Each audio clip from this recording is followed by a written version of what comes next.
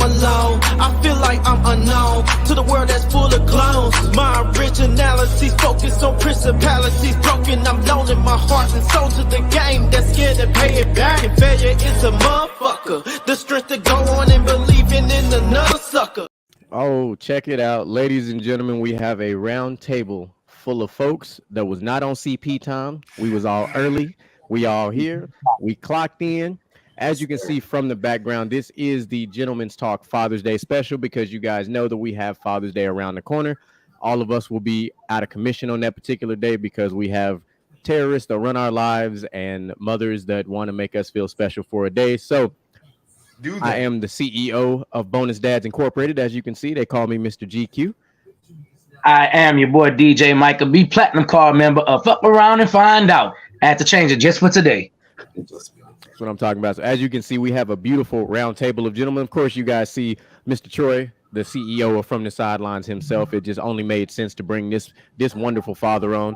This beautiful light-skinned gentleman underneath me that you see is actually my brother. This is Mr. Josh himself. He called himself Outlaw Prime today, so we'll talk about that here in a little bit. Gamer tag from back in the day. I needed a pseudonym. Hey, nothing wrong with that. I'm with it. And then below Mr. Troy, you see this very astute gentleman here. For those who have been around us for a long time and heard the audio podcast, you have heard us when we have read this man's stuff off. This is Mr. Noble himself in the flesh. So we have a writer, we got a businessman, we have got an all-around man in Mr. Troy. Of course, you know, the resident DJ, and you've got myself, but you have got a group of fathers today.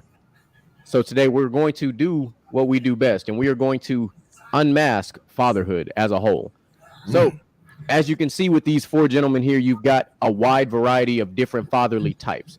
So you've got myself, that is what you would call, I'm a biological father and I'm a stepfather, all at the same time, just like my brother below me, and sounds like just like Troy as well. So we came into relationships, we acquired a bonus child, and then we had another child. So we get to wear both hats. It's not an easy task, but it is what it is. So I want to get us started with probably, I don't know how often you guys think about this, but we're going to find out. We're going to go around the room and find out. So I'll start with you, Troy. When you first found out that you had a child on the way, what was your initial reaction? Yeah, I got to think back. Look, oh, man. man. You act like you Nick Cannon or something with 12 kids. When I first found out, how did I feel? Well, I always wanted to be a family man, so it was an easy decision for me. I was just talking to one of my exes. She was like, you always wanted a family. I wasn't ready for that. So when my girl finally told me, once you find out, I was happy as hell. I mean, I get to be better than my father. You know, that was always the goal for me, was to be a family man. Take the things that I did learn from my dad and my parents, because I grew up with my dad and my grandmother, not my mom. So I took the things I learned from them, and I wanted to not apply them. I wanted to find better ways to apply them, ways to make those lessons that I learned better of a teaching for me, so I can teach that to my kids. So once I found out she was pregnant, oh man, it was over for me. I want more, but you want the whole football team. You want the franchise, don't you? I always said growing up I wanted a starting lineup. A starting five or a starting football? Okay, you are right. Wait a minute, we talking football, soccer, basketball. I need the front 12. I need the front 12. Well, the problem these days, shit. Mr. Nobleman, what about you? Have any kids? You said what happened now? So what about you, I was Mr. saying, Nobleman? like, these fruit snacks cost too much to be having all these kids, man. Exactly. Hey man, that's what you go to Costco for, man. You buy them shits in bulk. And don't be blaming your kids if you eat them too. Or learn how to make them yourself. Listen, fruit snacks is busting. Like, yeah. I don't know. Like, I need people to sell like the bigger bags that you can find in like the corner stores. Yeah, I need that to be like the standard. Like right next to the kids' fruit snacks, you got the adult size fruit snacks. I'm with facts. Look, I got a box of the Welch's fruit snacks at my office right now. That's my go-to when I'm done when I'm in my intermittent fasting and it's time to start eating. Ooh, it's time. Fruit snacks. Yep. Gone. So it's like that. I had to take them to work because my daughter would have already snatched them already. So, right. So, Mr. Noble, what about you, man? For initial reactions when you first found out you were going to become a father? Oh man, I was excited. Our story is a little different. We definitely were trying, wanting, set up, trying to prepare. You know what I'm saying? And so when it finally actually happened, yeah, I was over the moon. Definitely over the moon. What about you, my brother? What was your initial reactions? Man, so we actually planned for Alyssa, and I thought it was gonna take much longer than it did. But about 2 months of trying, she hit me out of told me like, "Hey, babe, I think it's happening." We took the test, and it was positive, and I was over the moon. I was happy. Mhm. But like Mr. Troy said, like I always wanted to be a father and a family man too, and Yeah. wanted to be a better dad than my dad. Not to say that I don't love our dad, but just Right. want to be a better dad. Yeah, no, I'm with that. At this, if I would have had kids 10 years ago, I would have told you that I was the furthest thing from ready because that was not in the cards. That was not what I thought. I was like, no, like I was having way too much fun and living the life of freedom, if you will. Right. But of course, now getting ready to be 34 this year, so I found out I was actually nowhere. I was nowhere near my house when I found out. I was actually in Corpus. Ironically, on Veterans Day is when she told me, and I was in the middle of running a COVID testing site when she called me on Duo and showed me the I'm pregnant test, and I was just like, you called me right when I just opened up the gates, and I'm at the very front of this testing site, so I'm supposed to be bringing cars and stuff in, and I'm like stuck. I'm like, oh shit, I'm about to have a kid. So like this lady was like, no, she's like, are you okay? I was like, no, I just found out that I'm about to have a kid, and like just kind of like had to take a break. I had to like step away from what I was doing because I was like, damn, I was like, damn, I'm about to have a kid. And it didn't truly, me personally, and it didn't truly hit me until she was actually here. Like we go through the motions, you go to the appointments, you hear the heartbeat, and it got real when you heard the heartbeat for the first time. It definitely got real, but it was when she was here is when I finally felt that feeling that I guess they always say that we finally felt. And Micah, you'll understand this being the music men that we are. So I have now, because of, and this will lead into my second question, I actually now have an emotional connection with a song that I used to listen to all the time, but like now when I hear it, it actually borderline brings me to tears. It actually did bring me to tears for the first time, because I was actually being the most of us are from Texas. I went to go get tacos for breakfast. That's what I was doing. And I played the song in the car, and I started literally playing her entire life played in my head through this song. And it's actually Darius Rucker's Won't Be Like This for Long. It's one of the most emotional songs I've ever heard in my life, because I can't not hear that song and be like, man, this song is going to make me cry every time I hear it now. It's like, I'll probably play that at my daughter's wedding when she gets married. That's probably what's going to happen. But that was, my little story. So now I want to bring that into our second question now is like, when did it finally hit you? When your son or your daughter was finally born, like when did it actually just hit you that, damn, I have a tiny person. This is me. You want me to start again? It don't even matter. So like I said, for me, I always wanted kids. So I mean, once I got the news that she was pregnant, my thing was make sure she's as healthy as she can be, so the baby is as healthy as she can be. So following the process all through that, I understand she's healthy. I understand her healthy. I think the moment I realized is when my girl shot her out. That's when seeing the doctors hold her, take her away in the corner. I think that's when it really said, I'm like, all right, I'm a dad now, bro. So for me, it was a fast process. My girl went to the doctor, which we blame the doctor. The doctor was like, yo, do you want me to bust your membrane?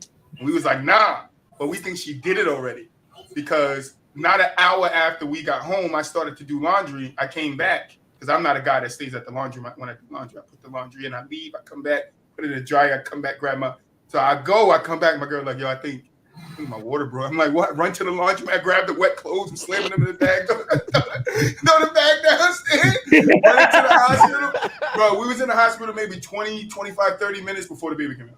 Like, shot out. And I'm following the doctors around the room, like watching them do everything, play with the placenta. Like, I'm watching everything. So I think at that moment is when I realized, like, all right, I'm a dad. Damn. Yeah, my man was doing laundry. So my story is kind of crazy too. So we had some little issues that just needed to be monitored throughout the pregnancy, right? And so at this time I was working from home for Chipotle. And so we had been dealing with this for a couple of months now, right? A few months. Like she would get monitored, whatever. My first daughter was very stubborn, even in the womb. And so she wouldn't do the movements that they needed, whatever. So they're like, all right, we're going to admit you to look at you. And then usually she would be out, So kind of the same thing happened this day. But this day, I was like, you know what? They're offering 4 extra hours of overtime. I'm going to take it because, everything should be okay. So then, we were there. And then she was just like, yep, they're admitting me. We're like, all right, we've been here before, right? So I'm getting off at 11 p.m., right? Go up to the hospital thinking everything is kosher. Like, I'm going to go up there. I'm going to get her. We're going to come home, whatever. She was like, you want to rest or anything? I'm up watching basketball and stuff. I'm just like, nah, I'll sleep when we get home. About 45 minutes later, the nurse is busting the room like, yeah, it's happening right now. I'm like, what do you mean right now? Like, right now?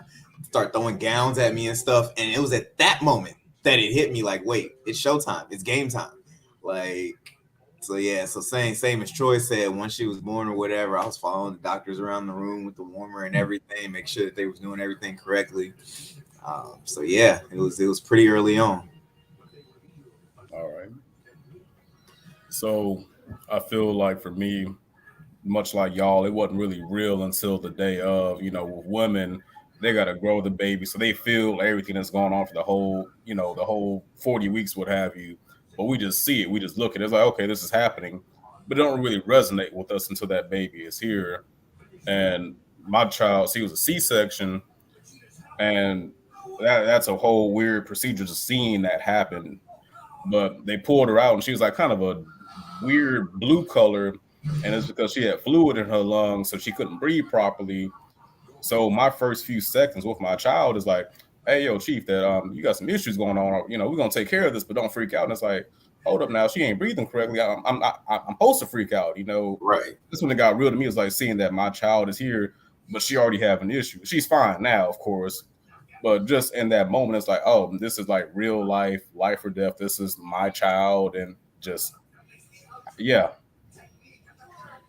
Yeah, no, I remember seeing that little terrorist for the first time, and I was like, man, she's cute. And you flash forward to now, and me and my brother, we have dubbed our 2 daughters the Terror Squad because that is who and what they are. When they get together, they got their own language. They talk to each other. They love each other, but boy, they run their daddies pure fucking crazy. I agree. That's the perfect name. Yeah.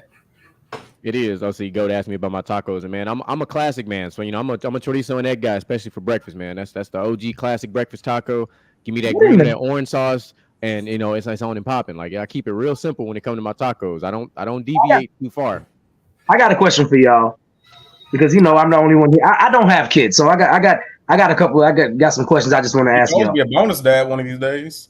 Yeah. Well, my first question is. Do you all remember? Well, Jeremy brought it up, but do y'all three remember exactly where you were when you found out you were going to be a dad? Yes. Where were you? At my house in the hallway, standing outside the bathroom. About the same as Noble. She was in the restroom. I was in the hallway. She came out, told me, and yeah. You said where was what? I'm sorry. Where were you when you found out you were going to be a father? Like when she first told me? Yeah. Yeah, I might have to run in the room and ask her. Don't do that, bro. Don't do that. We might fuck around and fight you. Right. We're gonna be minding one bad on the show here. All right. So here's my second question. I think this one would probably be easier. What was y'all's perception of what you thought it was going to be like compared to what it actually is being a father? Those first couple of months. That's one question, Michael. I can answer that one. I thought because a lot of people when they first have a baby, you don't get no sleep. You're not gonna do this. You're not gonna be able to do that. The baby gonna be up all the time. Nah, like if you have a system like between you and your girl, it works so easy. Like it's your night to get up. All right, I got it. Don't worry about it. Even on some nights that it was her night, I'll just take the baby.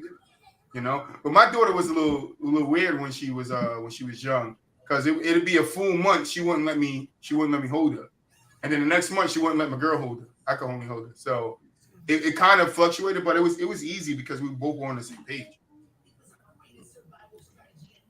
I will say that for me, it was kind of wild because not to say my wife wasn't there for periods of time, but it's like I was working from home and she had to go to work physically, and daycare was expensive, so I ended up keeping the baby and working at the same time. So it's kind of wild having to be a primary caretaker for a newborn infant, what have you, when that's typically, you know, a woman's responsibility, quote unquote. And Jeremy can relate, where it's like, you know, Ashley works a lot and he's with Calissa, you know, most of the time. So, you know, having to fit into a role that you're not geared towards at all, wasn't trained for, it's kind of wild. Yeah. Go ahead, Noble. I was just gonna say, I think the time expectation, right? Because you know about, you know, the feedings, the diapers, you know, the main stuff, right? But you don't think about, especially in this day and age, because, okay, rewind. A lot of us learn where we're going in fatherhood by watching other fathers before us, right? So we have a problem, or not necessarily a problem, we have a hurdle, I'll say like that they didn't have in our cell phones, in our TVs, right? So it's those little moments when I'm looking down at my phone and my daughter done did something and she's looking at me for like approval or looking at me to like acknowledge her or something like that. And it's like, damn, I missed that moment. Because I was, you know, like I was here, I was physically here and I was mostly aware, but those 3 seconds I was looking at my phone, you know what I'm saying, sending that text, doing whatever, I missed whatever. And now I kind of got to fake that emotion, you know, because she's looking at me like, Daddy, did you see me? Like, yeah, you know. So it's just kind of the time expectations in there. It's a lot of faked expressions. It really is. They be like, Daddy, look at what I did. And it's like, I'd be like, ooh, wow. Like, that's so cool. Like, you know, like, y'all probably like, yeah, look at my, I'm like, ooh, wow. Yeah, like for me, believe it or not, so Josh is my younger brother, but he was the father that I watched while I was, you know, preparing to be a father, because because there's 6 of us, he's the only one that had a girl at the time. And then I brought girl number 2 and girl number 3 coming soon, next month, actually. So we'll finally have 3 girls in the mix. So I would always, you know, even like most time it was just me simply watching him on Snapchat, like dead ass. He'd wake up, his first snap would be at like 5 o'clock in the morning. He making coffee and this little girl is up watching fucking cartoons, or, you know, just, you know, being extra, doing the most. And I was like, damn, I'm about to get my ass handed to me. Like this was going through my head. Like, you know, I'm just like, damn. All right, I can do this. But, you know, I'm just I'm living vicariously through my brother. Like, all right, I can do this, but I know it's gonna be rough. And, you know, just like Troy said, you know, you kind of have to have a system. And then, speaking of siblings, there go one of our sisters right there. What's going on, Jen?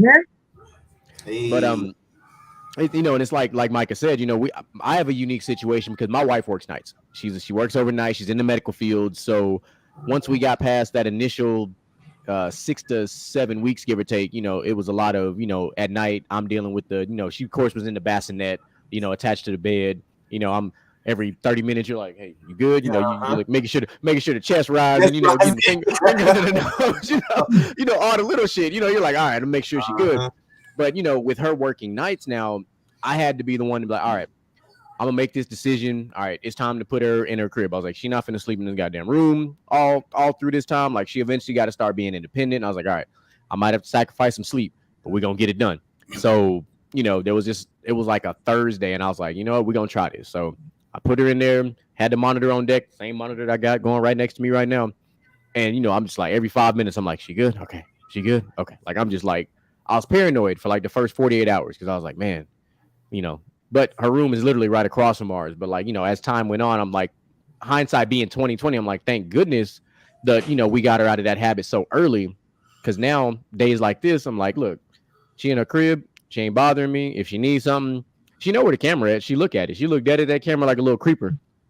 Daddy, I'm like, no, go to sleep, because I can, you know, two-way communication. I'm like, man, you better take your ass back to sleep. Mike can know. He's been in my house enough. He knows me and that little girl talk a lot of shit to each other. Oh, man, that was going to bring me to my third question. Bruh, before your kid could talk, I've watched this man for the past year argue with his kid and she cannot talk.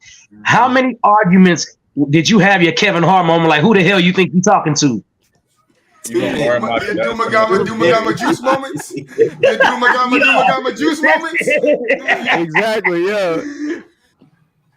I don't know. My daughter was kind of a happy girl. I didn't start really getting into like little arguments with her till now. till she turned 5. Then it's like, oh man, now she got words and she know how to use them. And I told her mind her business 3 days straight. She running through the house. Dad, mind your business. Daddy, mind your business. Wow. Dad just need to mind his business. Oh, okay. That's it now. I never really but she talked at an early age. So she talked young. Dad, I don't remember if mama or dad was the first. Well, I believe it was dad.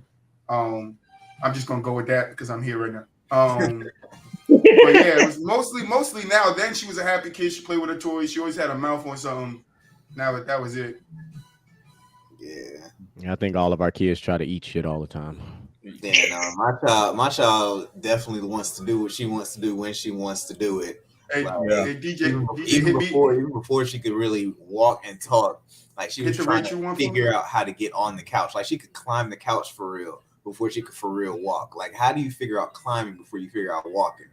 Yes. It's like get off the couch. It's literally like, no, I want to flip off the couch. Like, no, you can't flip off the couch, but I want to. Like, no. Head first, no regard for life. Nothing. Hey, GQ, pop that Rachel up on the screen for me. Pop the what? Rachel. Oh, got you. That's my girl. She in the room listening to everything I say. I just want y'all to know she said the girl's rough. Hey, I feel you. Because I know me and my brother Job, we are 100% girl dads. So yeah, it's See, but I blame myself though, because when my daughter was young, like she don't like heights now, but when she was young, I used to choke slam all the time, bro. She used to love being choke slam. Now, I think she got rough because of me. I used to always play rough, but she used to love it as a little baby. But now she just can't stand it. So I haven't done it to her like a year. I think it's been like a year. She's just like, nah, you can't do that stuff to me anymore. I don't like being up there towards the ceiling. You tall, you can be up there, but leave me down here, Dad. I give no fucks. I be treating my daughter like straight Simba. I be circle life in that ass. Like, no, man. Like Mike will tell you is like when because she, and I blame Coco Melon punk ass for this. Started teaching them sign language first. So they start talking to you, talking about some more and all this other shit. I'm like, you want more? What? You just say more what? What you want? You want some juice? You want some snacks? Like, what the fuck you want? But there'll be days when me and Michael will be getting ready to record the pod, and I'll be getting ready to put her down, and she just start talking. Mind you, she only got about 10 words at this time and a bunch of sign language. What the fuck are you talking about? Like, what are you talking about? So me and her literally arguing like a whole ass debate over nothing because we have no idea what each other's saying really and truly. I'm like, well, either way, you can take this bottle and you finna go to bed. That's what's finna happen. So you're gonna lose this battle. And sure enough, that's pretty much how it would go.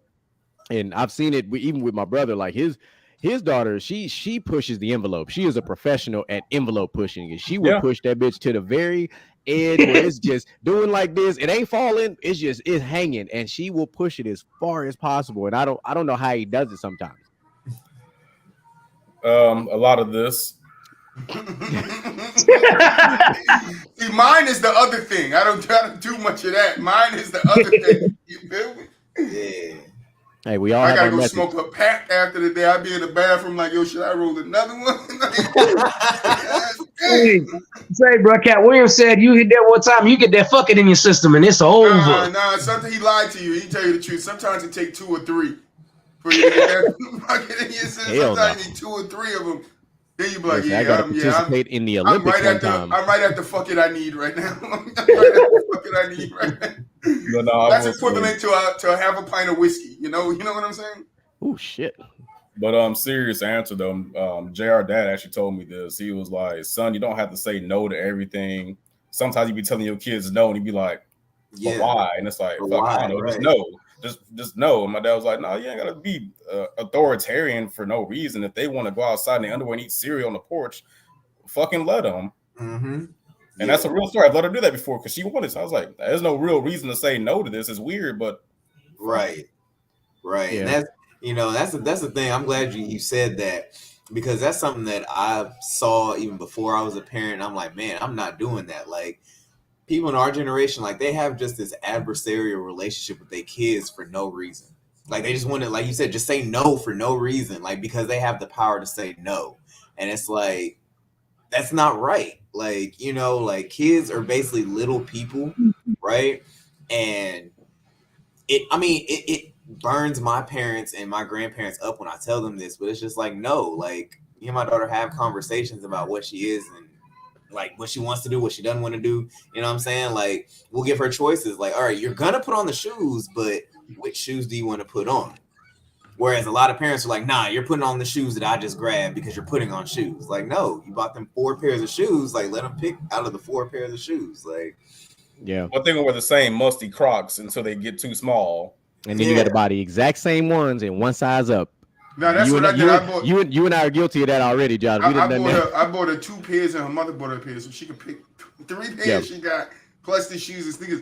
But I like what you said, Noel, because one thing, I know my girl probably don't see me do this a lot because my girl works late when I get home. But a lot of times my daughter come home with a little attitude. And instead of me always yelling at her or trying to correct her, I'll take her right in her room, sit her down, and I'll talk to her. Because I didn't have that as a kid. You know, I got that after I got my ass whipped. exactly. Right. I got the talking after that. I don't want to talk no more. And I had to tell my dad that. Like, I don't want to talk to you no more after you done beat me. Talk to me before you beat me. Right? Yeah. Let's not get to the beating. How about you find out how I'm feeling before? So I gotta get better at it, but a lot of times I find myself pulling her aside and just explaining things to her and just making sure she understands it before I move on throughout my day. Because like I said, they do have feelings. Like what we do is we mold them to have opinions, to be able to choose and decide for themselves. Like, we could guide them in the right direction. But that doesn't mean we need to control it the whole way. So I totally agree. So, like, basically that. She's not going outside with no underwear on now.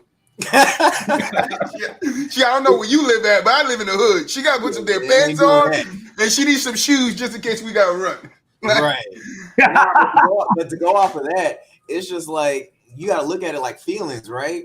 It's like they experience the same feelings that we do, and we expect them to manage their feelings sometimes better than adults do. Like, think about the number of times that you done snapped off irrationally at traffic, and you know what I'm saying? Whatever the case may be. I know I'm guilty. That's why I brought up traffic. I know I'd be cussing out traffic. Oh, right? yeah. Like, like be wishing that this was, I don't know who else played Twisted Metal, but wishing, you know what I'm saying? This was Twisted Metal. Oh, look, listen, you got... It's 4 dad gamers right here in this conversation. That's a whole other part of my conversation. We'll talk about it in a little bit. I was gonna say that a lot that got me through, not because a lot that got me through. Like, I think I told GQ this. It was like, how did you find time to play your game with your daughter? She sat right on my chest while I played 2K. All right, you find ways. All right, go ahead. Like, you give them a control that don't work. Just put a control in their hand. Yep. Yeah, like we can't expect the children to manage their feelings. When they don't even understand what feelings are. Right? They can't correlate what the feeling that they're feeling is to a word. Yet we expect them to, sit still or, bottle it up. Or like, no, like they deserve to be taught through their difficult emotions.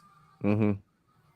Yeah, the only and everything you said is 100% right. We just it's for us as fathers, it's difficult when they're toddlers because they don't have full ways of expression. Their only ways of expression is to scream at you or the point, the notorious fucking point. I'm like, what are you pointing at? Like, I don't know what's way up there, but I'm gonna climb up here and I'm like, you want this? I'm like, no, like that's the thing. Like, that's what my daughter does to my wife right now.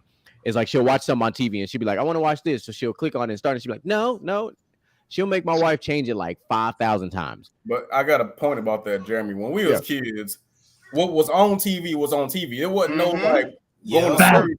And so look, I watch soap operas. One Piece. Facts. Still life. He always be life. Like Days of Our Lives, like the vintage. Look, Young and the Restless. That was what I grew up on. 11 o'clock. Like I knew all the characters at a young age. Victor Newman was my guy. I'm telling you, bro, Victor was a G, bro. My grandmother in the room, my grandmother in the room watching her Hong Kong flicks that's not in English with no subtitles. Right. Hey, look, that's me right now. I'm a grown ass man. I gotta sit there, grandma. What they say? I don't know. I get the gist of it. Okay, so I'm supposed to know. You must have had a real Caribbean upbringing in America, bro. Like that's just how it is. But so the difference is funny is like when it's me and my daughter, and I'll put something on, and she'll be like, "No," I was like, "Well, this is what we're watching. You picked it. You gonna watch it?" And I sit down. I sit on the couch and I wait. 5 minutes later, she forget that she said no, and she magically start watching this shit. I'm like, sometimes, and it's funny. I read this in a child psychology book because I was really trying to learn some stuff prior to my daughter coming. I was like, let me just read some stuff. And the biggest thing I caught from this book was about stress. Stress is huge, and that's one of the few things that infants and toddlers can pick up on is stress. like when you yell at them, when you say things a certain way, they pick up and they react in the way that you react to them. Like obviously, if you yell, they don't yell back, but they react via crying. Or what they will do is they cry because they know something's wrong. They cry because it's a way for them to express, hey, something's wrong. I just can't really tell you. But then when they cry and you yell at them, you officially added to the problem. Right. Like you've made the problem worse. Now, granted, most times kids want to be picked up and, soothed and all that good fancy stuff. Other times it might actually be something wrong. And you kind of have to, play detective here and be like, all right, what the fuck's going on? What happened in the last 10 minutes? All right, she was climbing up on this. Maybe she bumped her knee. All right, let me touch her knee and see what happened. Like, you're like trying to assess everything. Right. And then there's, sometimes like in my situation, like sometimes mom will hold her for too long. And I'm like, see, I'm not trying to do that. I was terrified of that. I was like, I will not hold my daughter for extended period of time because then I'll never be able to put her down. Mm-hmm. Every time you turn around, they're going to be attached to your hip. Yeah. Mm-hmm. And like That's when I witnessed, the first time I witnessed separation anxiety was with my brother. He was moving to the place he lives now, and we was moving a couch, a whole ass couch. We was moving the couch out of his apartment, and we started to pick it up and go towards the door. His daughter lost her shit, ran and grabbed her Crocs, and followed us all the way to the moving truck. Like I was like, oh man, I hope my daughter does not have that. Like that is crazy. Like I don't like, but it's just like things as fathers you continue to learn, as they get older. You're like, she has her days. Like I say, most days she don't want shit to do with me. Keep it a fuck. When mama at home, she don't want shit to do with me. But now that she's been sick, she been on my chest like a motherfucker. Like Daddy's little girl when they get sick, they're not exactly. good. Like she has not left my mama, side. Let mama yell at them. Oh, daddy, love daddy. Right. Yeah. My daughter just told me, "Mommy, my favorite." I said, "I don't care." He gonna cry in the car. No, my girl came home and I was on the bed and she comes over. My daughter comes over and she trying to get on the blanket. I said, "Nah, get out of here. Go bother your mother. She your favorite." I took all the blanket and just ran. She said, "Dad, give me some blanket." I said, "No, mama, your favorite. Get out of here, bro." Just petty. Hey, sometimes petty go a long way, man. Sometimes it just be like that. Hey, I'm a jokester, so she got to get it too. I'm a troll. GQ know that. I know that. She ain't a privy to get trolled. No, I'm 100%, man. These trolls, these jokes, these are already E for everyone. Like you all gets it the same. Like I don't care who you are, what you are, you all get it. Like we can get invaded by aliens. I'm roasting them motherfuckers too. Like I don't give a fuck. Why they killing me? Why they sucking me into space? I'm roasting them. The fuck? What kind of head is that? Like, bro, his whole body is one of those. What's this busted ass vessel you don't pull it up in? You gonna pull it up something nice? Like, so sucking me up into a vacuum. You're right. Like, hey man, at least make sure it's a Dyson if you're gonna suck me up on it. Give me some high quality. Vacuum. They're gonna take us back to a planet, beat the shit out of us. Nah, these niggas ain't going nowhere. Bring them over here. It's all that good shit you was talking a second ago. Hey, the amount of fucks I give is none. Right. Listen, man. So, man, the beautiful thing, like I was, me and Mike had talked about this, and we plan a lot of these special shows, and it's always like, look, the characters and the people we bring on make the shows the way they go. So and Troy hinted on it, so I'm kind of bringing it all to light now. Is like with these four fathers we have 4 gamer dads who all game. You got 3 of the 4 of us that also stream, because Mr. Noble also is another resident streamer as well. He does his thing on the YouTube game. He sends me his stuff all the time. He's also a writer, just like me and Micah as well. He sends me this stuff every Monday. It's phenomenal stuff. So make sure, I need to start sending back to you, Micah, like I usually be reading them, because he sent them to me when I'm at work, and I'll be at the office, and I'll be like, all right, I can start my day now. And I got my Monday noble wisdom, you know what I'm saying? So and then, we have the unique situation, like my brother, he's a hybrid job. He works from home and he kind of works in the office. He kind of does like both. So he kind of has essentially the most flexibility amongst all of us. I know, Troy, your situation is a little unique because of your injury, but before that, you was not working from home. No, I was at work. Yeah. So the beauty of why I bring all that up is like this: when we initially got, I know we're all avid gamers. So it's like when did you learn how to build gaming into your normal schedule? Like I know, of course, we know at the very beginning, the kids sleep a lot, but then the schedules be all over the fucking place. Like they be all over the place. You kind of have to find that like all right, I got 30 minutes now. Mind you, like me and Josh and Troy, you can't squeeze no Battlefield game in no 30 minutes. That shit ain't happening. You gotta have your backup games for that 30 minutes. Yeah, like, it'll take you like an hour. I'm telling you, so it'd be a whole lot of Far Cry and a lot of Star Wars. Something I can pause real quick and you ain't pausing no live ass game in Battlefield. Get your ass killed. Get your ass tonight. Hey, you pause in Battlefield. You come back. You got 20 dabs. Hey, I just was here on there 2 when I left. KD is -4. Like how? They done kicked you out the game. Like, get out of here. You don't need to be in here. But nah. So with my first daughter, it was pretty easy. She went to sleep. She still kind of goes to sleep on a schedule-ish, goes to bed on a schedule-ish. In the early days, around 6 o'clock, 7 o'clock, it was over with. And my wife, she always wants to lay down. She's always cool laying down. So, that was kind of when the gaming happened. But with my second daughter, that schedule is definitely kind of shifted. Kind of again with that time commitment I was telling you guys about, that 7 o'clock, just leaving them in there trying to go to sleep and playing the game like that no longer cuts it with 2 kids. So the second child is the hardest. The first child, whenever they go to sleep at night, something I put my brother on is not a healthy habit at all, but it's called revenge procrastination, where basically because your whole day is wrapped around working, taking care of other people, this, that, and the third, you stay up till 2, 3, 4 o'clock in the morning to get your time back. And that's what I did for a long time. I'd be up at the crack of dawn just playing the game, just get some peace and quiet. Mm-hmm. My girl and the baby behind me sleeping. I'm playing 2K with the TV on too. They can't hear it. Yeah. I can't hear it either, but I don't care. It's never changed for me. Gaming has never changed for me. I'm not that much of a gamer. It's never changed for me. And I have a stepson, but he's older. By the time I had my daughter, he was I think 6, 7.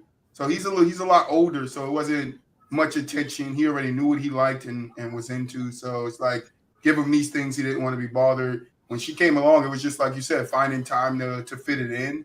But it was like at night was like 2, 3 o'clock in the morning. I'm up playing 2K until I feel like I'm satisfied. And I'm like, all right, I got to go to sleep because then I got to get up in the morning, feed her, do this, do that, do that. So, yeah, it was just for me getting where you fit in. Now it's like, oh, I'm playing.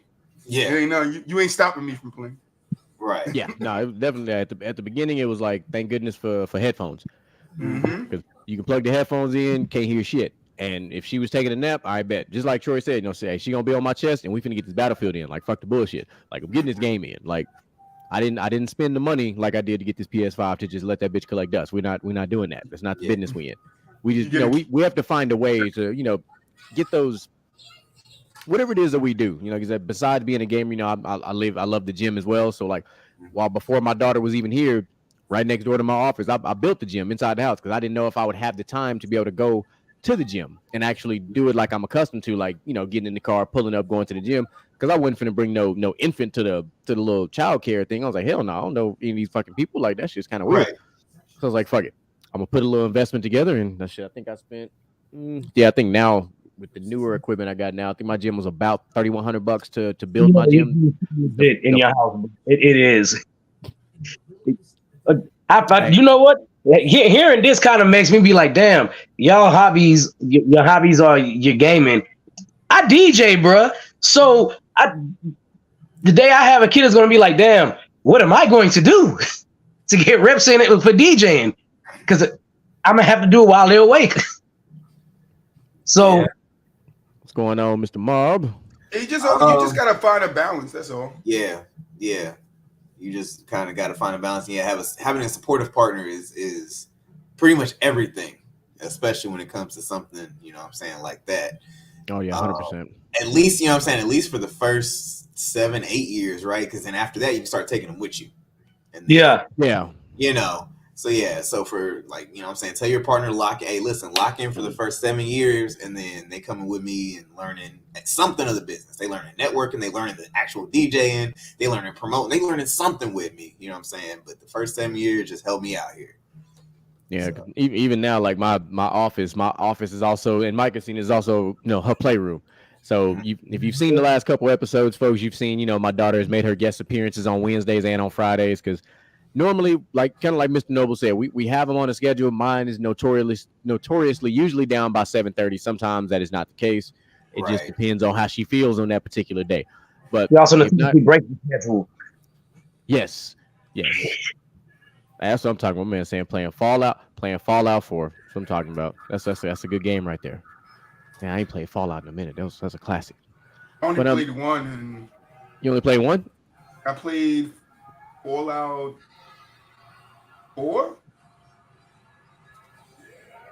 I think it was one of them. I played and I was just like, it was too much.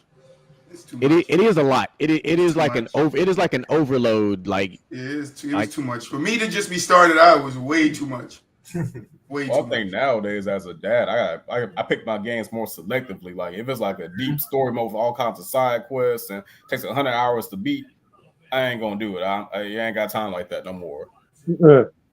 Right. Oh no, I'm gonna do it, but not as fast as I would usually do it. I was about to say that. Yeah, because I do Jedi Survivor, and I beat that in about a week and a half, 2 weeks. But it took a while. I could have probably beaten it faster, but with the way the schedule and everything else goes. But now I'm going through and trying to explore all the rest, get all the stuff I didn't get because I was trying to breeze through the story.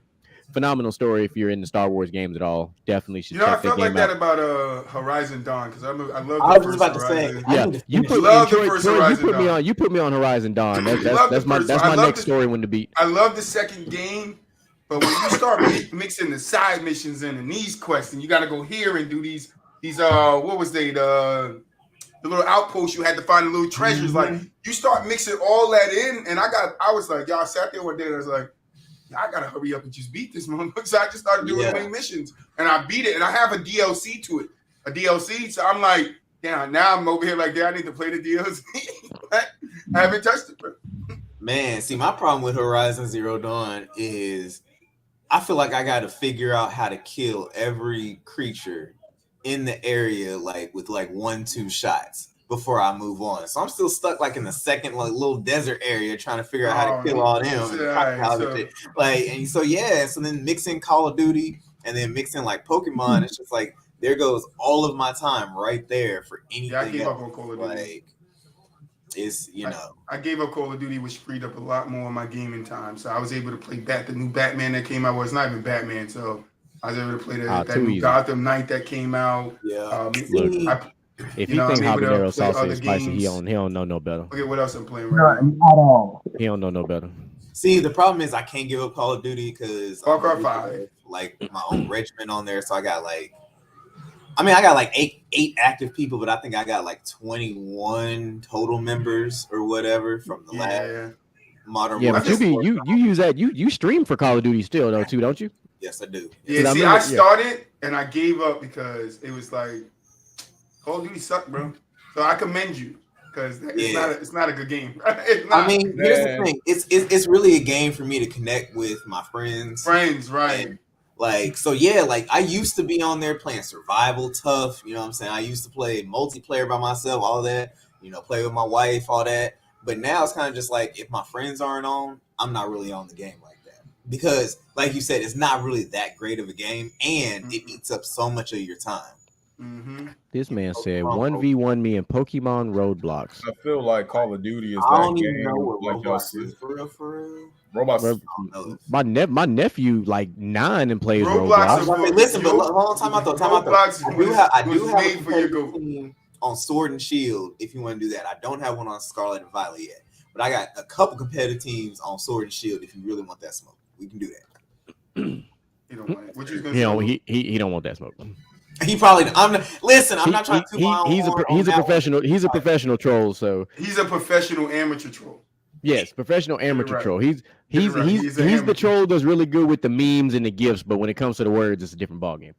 Yeah, that's me. So in other words, when we were all in middle school and stuff, he wouldn't have wanted that lunchtime smoke. Outlaw, you saying something about Call of Duty? I wanted to hear what you had to say. Oh yeah, no. Like y'all said, like Call of Duty, honest to God, is not really fun. But I feel like we're so indoctrinated into buying it every year for the last 10 years. Your homeboy gonna get it, so you're like, man, fuck it, he getting it. I guess I'll get it. And you play it begrudgingly, not because you actually fucking enjoy it, but like because all your homeboys got it. So it's a way to connect with your homeboys. But y'all not really having a good time. Nobody wants to fucking say that though. You know what got me back? It was 2019 because I had quit Call of Duty. So I didn't buy Black Ops 4. I spent that whole time not playing Call of Duty. I was playing Battlefield. I became a really big Battlefield guy because I love the war scenery, everything blowing up around you, stuff like that. And then 2019 came out. People were raving about it. And then I go play it. That one it's a good ass game. I'm like, oh, okay, I can get jiggy with this. But I started making content on that one. Then Cold War comes out. And I'm like, all right, Cold War is an okay game. Then you talking about Call of Duty Cold War? Yeah, Cold War was an okay game for me. I liked Cold War over fucking Vanguard. I didn't even buy Vanguard. I didn't buy Vanguard, and then I was like, this is gonna be my last attempt at Call of Duty. And I bought Modern Warfare 2. So Call of Duty is going on my do not buy list. Yeah, I feel that. I mean, okay, so don't get me wrong, I do enjoy playing Call of Duty again with my friends, right? Mm-hmm. I'm a solo player. But when I'm not, you're right. Like I'm a solo player. I play solo all the time. it ain't fun. Because here's the thing, is really Call of Duty has ruined online gaming for me. Because so I do play 2K, I do play MLB The Show, I also stream MLB The Show. But all of that is offline, right? Because this Call of Duty era has made us want to only play in the meta way, the most effective tactics and strategies, right? Madden and so basically, think about it. When we was growing up, right, we'd be sitting on the couch next to each other, playing a race game or something, and we would make up some stupid ass rule like, all right, only green cars. You can only pick from the stock green cars. Yep. Or the fighting games, whatever. Like you can only pick characters with a B in their name. Something random. And it's just something fun and goofy. Doesn't matter who wins. We having fun making up the stupid goofy rules, right? You can't do that nowadays. Now it's all about being the best or I'm breaking my monitor. Like That's true. That's 100% 100% true. Like I think the last Call of Duty game I played was Warzone, and that's because it was cross-platform. And that's is for what is the same reasons you guys have all lived. It's because everybody was playing. And I was like, all right. And it was during COVID. When nobody doing shit anyway. But of course, me and my brother, we talked about it. As soon as Battlefield 2042, I was like, oh yeah, I bet. Pre-ordering the fuck out of that. 100%. The problem with Battlefield is like, man, when it launches, it be rough. Yeah. Eventually, it get good. It get good eventually. Because like now, that's one thing about their devs right now. Their devs fix the shit out their game. Call of Duty devs don't give a shit. That's something else that makes Call of Duty a bad game because it's like you can fix most of that shit. You can literally fix it, but they don't. They just refuse. Because people gonna buy it anyways, bro. Right. They're gonna keep buying it. But the people that's gonna buy it is the streamers, the people that want to be like the streamers, the people that gotta go get their hacks and their Cronus Zens to be good in the game. That's the only people that's really buying it. Like people that even a lot of streamers are walking away from Call of Duty because it's like mentally they're like, I can't do this no more. Mm-hmm. I can't do this. Like I can't keep making like one of my favorite content creators, I'm Marksman. Like he's been making Call of Duty content for 10 years. 10 plus years, bro. And now all of a sudden, his channel is struggling because Call of Duty sucks. Nobody watching it. Like that's what Call of Duty is. It sucks, but that's the part of growing up and being kids and now being fathers and still being gamers is like we don't even have the same type of games our dads play with us. No, not at all. The 007s, the whatever other game you want to say for the 64. My favorite game was No Mercy. Ready to Rumble. Right, Super Smash Ready to Bros. Rumble. Right, Super My Smash boy Bros. said No Mercy. No Mercy was Pokemon hard. Stadium. It's my favorite wrestling game to this day is No Mercy. Like there's no wrestling game that tops it. No Me and Mercy. my dad did Diddy Kong Racing a couple of times, even though he sucked. Diddy Kong Racing was an OG game. Yeah, you go to PlayStation 1 and you got Resident Evil. Like that's a classic game. Resident Evil 1, 2, and I believe 3. Or was it 1 and 2? I don't remember. 1, 2, and 3. Then you got SmackDown versus Raw. Like you had all those games changed. I used to be a big wrestling game fan too, and I stopped because they want to change everything. Yeah. So I'm actually glad you brought that up, like games that you can play with your child and all that in relation to Call of Duty, in relation with being a dad and everything. That was going to be my next question. I will say this, that when my child grows up to gaming age, that is when I am taking a hiatus. I might not say retiring. I'm taking a hiatus because I'm not playing Call of Duty with my child. Like that is not what we're growing up on, right? We're gonna bust out the Switch. We're gonna play some Mario Party. Hey, that's defiant, man. We're gonna play like the whole Mario line, right? The Sonic line. She's gonna learn about Pokemon, right? If we do break out like a PlayStation, because I'm all Sony all day. We're playing like puzzle games. We're playing like Horizon Zero Dawn, something that we can do Put on some Crash together. Bandicoot. That Bash Crash. Hey, you can play that on, I got that on the Switch. You can play that on the Switch. So it's just like your game, like you said, your game taste change when you become a father, because it's just like, to me, you have to get in a specific mindset and a specific Spyro lit. Spyro was hard. Listen, I need to go get in the Spyro game. That's the childhood right there, Hey, bro. nah, Love Spyro is another OG game, man. Like Love you could, Spyro, nah, bro. and I'm like that too. Like I've got Mario 64 on the Switch. Like I'm gonna introduce my daughter to all the OG classic, because Switch has done a very good job of remastering the classic. They really have. Like so we'll definitely play those, the Crash Bandicoots. From my boy DJ Michael B, we'll pull out the Sly Cooper, you know what I'm saying? We'll pull out the Ratchet and Clank, you know what I'm saying? We'll pull those. Those games like out. When we start, like we'll do that because it's things we can do together. She gonna get that smoke on Smash Bros. It's gonna happen. She might as well just get ready for it. Mario Kart, she gonna get fucked up. It's just how it's gonna be. The one thing I won't do, the one thing I won't do, and this is what my son doesn't understand, right? Is I had one of my college friends come over, and she was a girl, and she wanted to play Mortal Kombat. Now, I'm not the type of guy you want to be your first opponent. Hell no. I'll beat the brakes off her. My best friend is sitting there like, yo, and I'll be telling my son, like, bro, I'm not going to show you no mercy because you're young.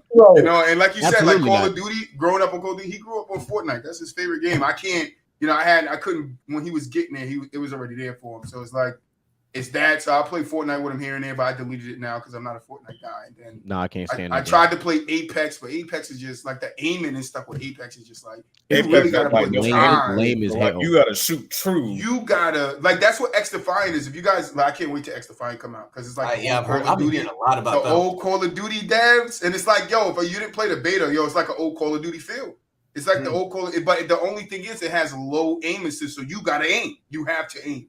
Like, it's going to give you a little help, but I think that game, when it comes out, a lot of streamers are going to jump over from Call of Duty X Defiant. It's a good game. I'm going to be jumping on MK1. Yeah. 100%. Me and my brother been talking about that since the trailer dropped, and now the fatalities done dropped. It was like, oh yeah, nah, we got to.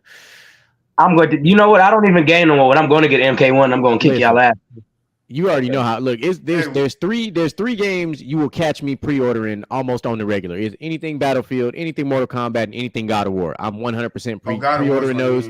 Like there's no debate. Like I will budget money aside to make sure that those pre-orders will absolutely happen. The question becomes, do I get the premium or the standard edition? That becomes the question when it comes to those pre-orders. That's really it. Jay, since you mentioned God of War, does it hit differently now that you're a father? Boy. No, it amplifies. Okay. It amplifies because I've always being a fellow Leo, like we're already by nature, we're the protectors. We are the guardians of the kingdom. So a game like God of War, especially when you bring your son into the mix, for me it amplifies my already feelings. Like I teach my daughter to be independent as it is. So as she gets to that age where she's not gonna, be around me because she'll be in school all day, I'm like, look, I want to make sure she is going to be the youngest member of the Fuck Around and Find Out community real quick. Because what you're not going to do is fuck with my daughter. Ain't going to be, oh, daddy, such and such was, no. Just like my mama taught me, she going to learn the same way.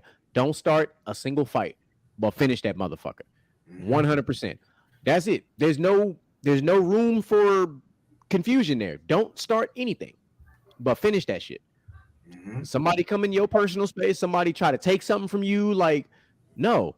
I'm teaching my daughter and son one move, and that's the Chuck Liddell overhand right. Hey, that's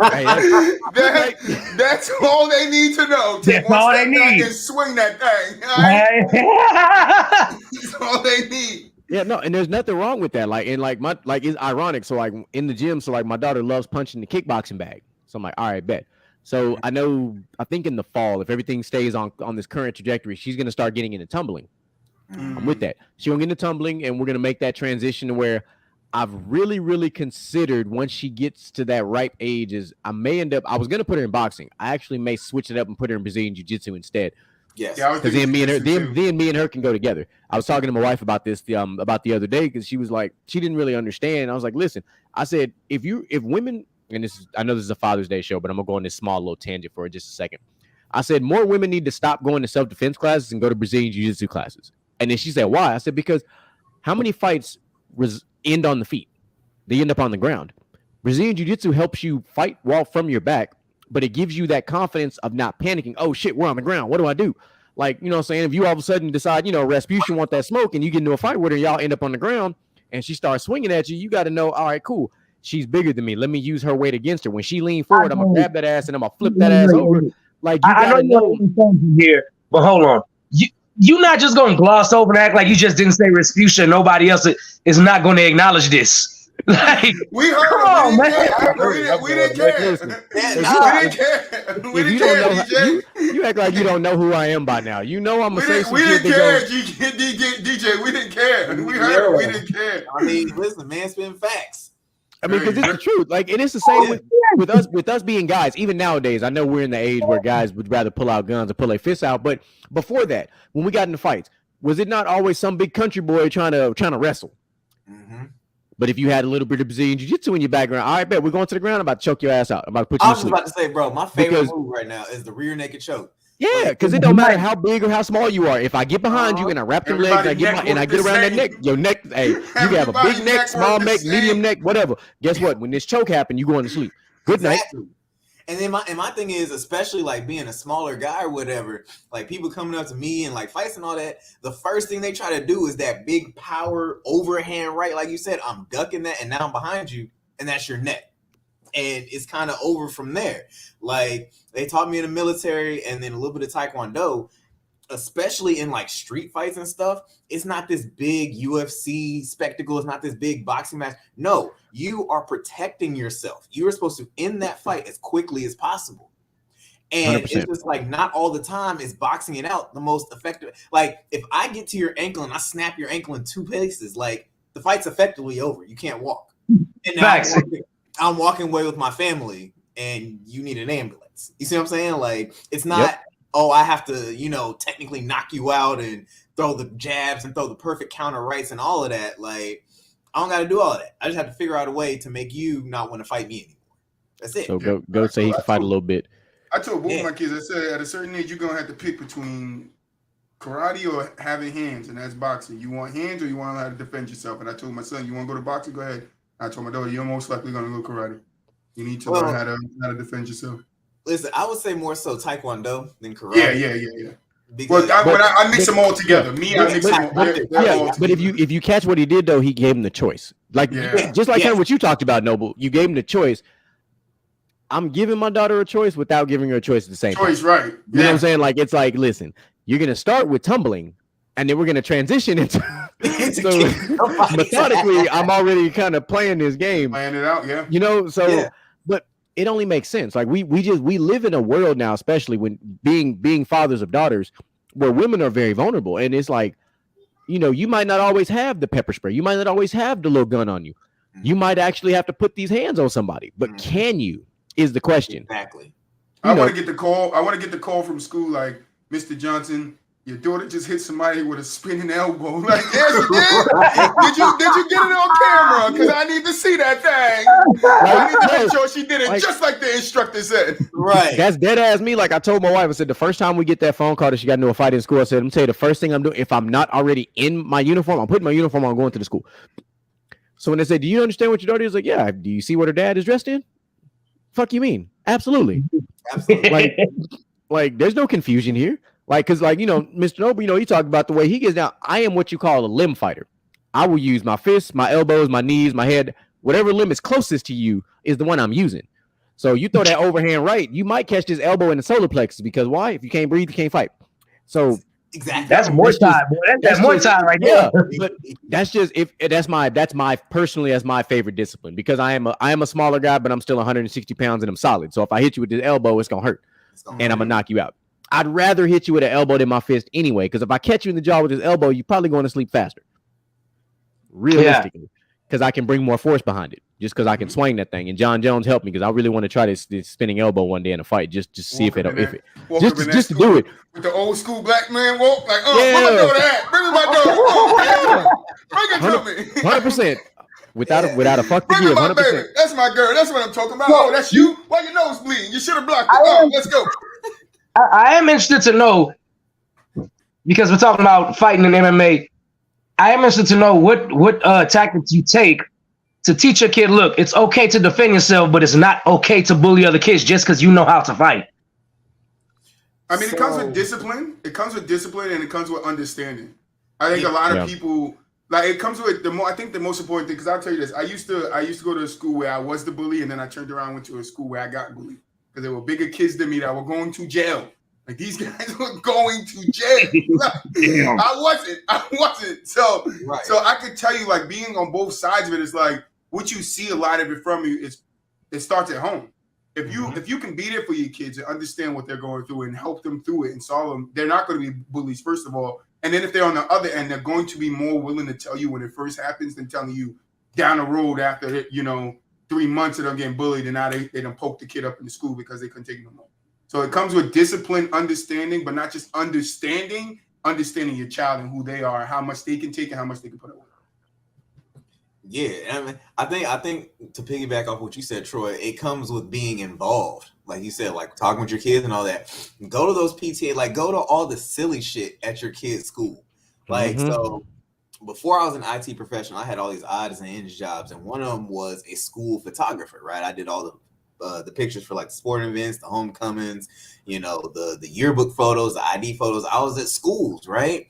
And it's like 8 hours at a school, I could already tell, and I only spent maybe like 30 minutes, maybe 45 minutes with a class, depending on how big they are. I could already tell who liked each other, who didn't like each other. Like, I could tell some vibes already. So it's like, go to your kids' silly shit at the school and you be able to see that. And then that'll spark conversation, to ask them like, hey, what was that about? Or, hey, why'd you react like that? Like, and then you can move from there. Yeah. To piggyback further, like you're saying, like just be present for your kids, because everybody knows all the bullies that we've dealt with at school back when we was kids. They wasn't getting love at home. Either their dad was whipping their ass, their mom might have been selling ass or something like that. Just bad. Or they just or they lived in an abusive house. Yeah, so like basically, it's not funny, but it's funny, dog. I'm not gonna lie. Everybody laughing except for me. I'm not laughing either. Don't say everybody. Don't put me in that. Don't put me in that. I didn't laugh, bro. I didn't laugh, bro. It's not funny, but it's just the way you just said it. The only person that laughed is DJ because he ain't got no kids, and then GQ because he had no choice but to laugh. No, that's because I know my brother. Like, that's why. I mean, but listen, that's real. That's real. I mean, basically provide a stable upbringing for your kids, and they won't be bullies. Like, that's pretty much it to my mind. Just be a good parent, and you should not have bully for kids. Yeah, and to go on the bonus dad side of this, because yes, I have a toddler, but I also have a teenager who's about to be a freshman in high school, and this is some stuff that she has been dealing with. So, and that's been the conversation. Has been like, listen, like you can't take no shit. You just can't. You the day you become a doormat is the worst day of your entire life, because when you let people walk all over you, it is over for you. You've got to stand on your own too, and you've got to defend yourself. And otherwise, you're asking for it to happen. Like, this generation is so different. The fact that cyberbullying is a fucking thing blows my mind. I wish somebody would talk shit to me on MySpace back then. Like, what? Hey, we did. Look, we did, my address. though. This is my address. Pull up. Like, the fuck? We did, though, G. Cyberbullying because, like, on Xbox Live, nobody was calling you a fucking nigger, faggot, Jew. You just gotta take that shit. Like, right, somebody did that shit to me on Battlefield. They called me a Hitler supporter. First of all, I'm a black service member. Get the fuck out of here. Like, right. I had this white dude call me a ER, and I'm a jokester. So he's calling me nigga this, nigga that. I'm like, yo, you don't got nothing else. He's like, you fucking porch man. I was like, yo, that's all you got? You ain't got nothing else for me? Right. And he's getting mad. So I was like, yo, you funny, bro. You know what I'm going to do? I'm going to send you an invite. So anytime I want to laugh, I'll just invite you to the game. Oh, we not friends? We're not friends. Another white dude bust through the mic like, shut the fuck up. He didn't say he want to be your friend. Cracker Box? I was like, oh, shit. I'm out of here. Yeah. The white dude called him a cracker box. I said, oh, shit. Where are we? What is this? I'm on the other side of it, right? Like, cyberbullying ain't going to be a thing because the block button exists. Exactly. Right? I'm going to block you. And I'm gonna block you, I'm gonna block you, I'm gonna block you. And then when we go to school, if you have something to say about it, then I'm gonna punch you in your mouth. Right? Yeah, like, because you can talk big behind the screen. Listen, those to me would be the fights that I will okay my daughter starting. is if they just keep poking with you, because cyberbullying is a thing, right? Because it follows you home and all that. Like, if they're doing that and you can show me, like, yeah, they're making these memes, these TikToks, these whatever, it's like, all right, cool, block them, whatever. And if they say something to you like, oh, you scared, you whatever, because you blocked us, I give you full permission that they didn't hit you first to just rock them in their shit, break their nose. Yeah. I don't care. And see, for me, that's the extenuating circumstance of that. To me, is the same thing as finishing the situation, because they started it. Exactly. Because you started it with this Twitter war with your thumb. You started with your thumbs. I'm gonna finish it with this fist. That's how I see it. You know, and I'm cool with that. But like some shit that we dealt with. You know, we dealt with this shit at the middle school level with my teenager. Is they made this one kid ended up going like 50 something days alternative school for this shit. But they made a fake Instagram page and it was called ugly people of, you know, this school. Yeah. And started posting all these pictures and shit. And then my daughter pops up on there and I'm like, why are you upset by this? I said, because they're calling me ugly. I said, you are what you react to. That's the first thing I said to her. You are what you react to. Are you ugly? Well, no. I said, then why are you upset about it? You're only you only react to what you react to, and you reacted to it. So you gave them what they wanted. I said, here's what you should do, or actually, you don't got to do it. I'll do it for you. Report the page. So the page was reported, screenshotted everything first, because you know how kid. Oh, I got to delete everything. Nah, fam. Keep your receipts. I got you. Yeah. So I screenshotted all this shit. And mind you, you know, saying one of my other professions in Micah knows I work in the school district. So I sent all this shit to the principal from my school email. Like, hey, this is what's been going on at your school, by the way. And it involved my daughter, such and such. Send it to her. Boom. All of a sudden, investigation. Ping the IP address, because smart people know how to do smart things. Got his ass 50 some odd days of alternative school, because, you know, it's bad. Because they took another one that was ugly people. It was like ugly black people. And it was essentially, they took it a step further, and it was all like the kids you knew that was kind of poor. Had the busted up shoes, had the messed up hair. Like, I was like, see, now that's how you get your ass whooped. Yeah. You can't make fun of somebody's circumstance, because that's a whole different thing. Like, that's just not something you can control. That's you can't control your circumstance at that time. So I was just like, nah. But yeah, but the fact that shit exists, I'm like, you guarantee you that gangster back there asleep right now, you ain't gonna cyberbully her, because she got a mouthpiece like her daddy. She gonna roast everybody. What's interesting to me too is like cyberbullying didn't come around until like 2010, like real full effect. 2010, like 100%. 2010 is when, you know, kids started self-deleting themselves because of cyberbullying. But us growing up, I'm a 90s baby. I was born in 91, so it's like my dad wouldn't have let my dad would have came in the room and seen me self-deleted myself. He would have beat my ass. Right. He wouldn't get no self-delete. He would have beat my ass. Dad would have beat my ass while I was self-deleted. Like, he would have beat me back to life. Like that. We like our households back then didn't play that, and that's why when we go back to earlier, we had limited time online back then too. When we go back to the really had online conversation, when we talking about spending time, that's what it is. It's like nowadays, so many parents have to work 3, 4 jobs, 2, 3 jobs just to pay their bills, that they don't have enough time to sit at home and understand what their kids are going through. Yeah. That's the real part of it. It's especially a lot of fathers, because we're all like, I work my ass off, like, and I'm pretty sure all you guys will do what you got to do to put food on the table. You feel me? So for us, it's like, yo, we got to go work 2, 3 jobs. We're going to do it. Even though deep down inside, I don't want to. I don't think I should have to, but I need to. So for us, it's like, yo, if we're doing that, how much time are we going to have to invest in our kids' life? And that's just the way the world is set up. The world is set up for fathers to go outside and work all damn day. And then you come home and you don't even know who your kids are. You can't tell them what they like, what's their favorite color. You find out your daughter like a boy, but she could have liked them all along. You just find out. You don't know what's going on in their life step by step, because you're outside of the house. And that's why it's my number one goal is to be inside the house working, making my own money, so I can have my kids around me while I make my money, instead of making somebody else money and miss out on my kids' life. That's the crazy thing about life to me. You go make a company billions of dollars and miss out on your family's life. So, kind of talk about that. It's funny. So I was blessed to grow up with a father who went to college and everything, and he had a good paying job. He worked for Exxon. He was like their senior project manager, all that sort of shit, right? And so it's like growing up, sometimes I remember he would go off on business trips to like Florida, you know what I'm saying? Like it would all be stateside, right? But then once we all got to college and like he married his second wife and everything, and like we're all grown and off doing kind of our own things, he started going worldwide, China, England, Australia, New Zealand, all this other shit, right? And I remember asking him, like, dang, did you get promoted or something? He's just like, nah, I've always had these opportunities presented to me. I just turned them down so that I could be there for all your YMCA stuff, all your stuff, like as much stuff as possible. And so I thought about it. I'm just like, but couldn't you not have gotten promoted because of that? Like, don't they promote the people that do that type of stuff? He's like, yeah, I got passed up on many a promotion, but that was my choice to, you know. And so fast forward to me, that's like one of the tenets of my life. And so with my IT certs, I'm blessed to where since I've gotten my IT certs, I haven't been out of a job for a month. Like I'm talking like I've been getting fired unceremoniously from some of these places because of that same mentality. Like, nah, you're not about to make me miss, you know, family time or whatever. Like I'll find another job. Like I can't find another moment in time with my family, right? Like, and it's just like, I understand that a lot of people's situation isn't that, but I also firmly believe that if you don't like the way the table is set, flip that bitch over. You can make your own situation. 100%. And going back to our kids, like, especially with the self-deletion and everything, they doing that because they don't see a way out, because we're not thinking creatively enough for ourselves to show them that there's always a way out the situation.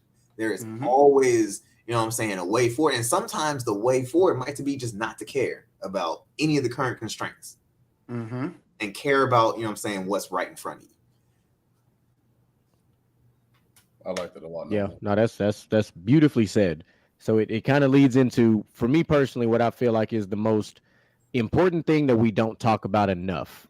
We've talked about this before, Micah. Now we're going to kind of bring it all to fruition because it is the month of June. It is also Men's Mental Health Awareness Month, but we also have fathers in this mix. So we talk about the mental health of fathers, which does not get brought to the forefront. Unfortunately, ironically, I don't know the right word to use in that situation. It gets covered up by another celebration of a month, a celebration, not a, you know, notice of what's actually happening. So take a second, kind of think back on a time during your fatherhood here where you had a moment where you were just like, you were kind of lost, you know, and when you got to that moment of being lost, how did you find your way out of it? How did you get back to where you are? So I'm pretty sure, I'm not sure if you'll call it PTSD, but I'm pretty sure most fathers deal with this because around this time, my cousin was going through the same thing with his newborn, where you have these thoughts or these voices in your head and they're telling you to do shit, right? And you're like, yo, what the hell? No, I gotta separate myself real quick. Catch my breath, get some air, reset my mind, and then go back in.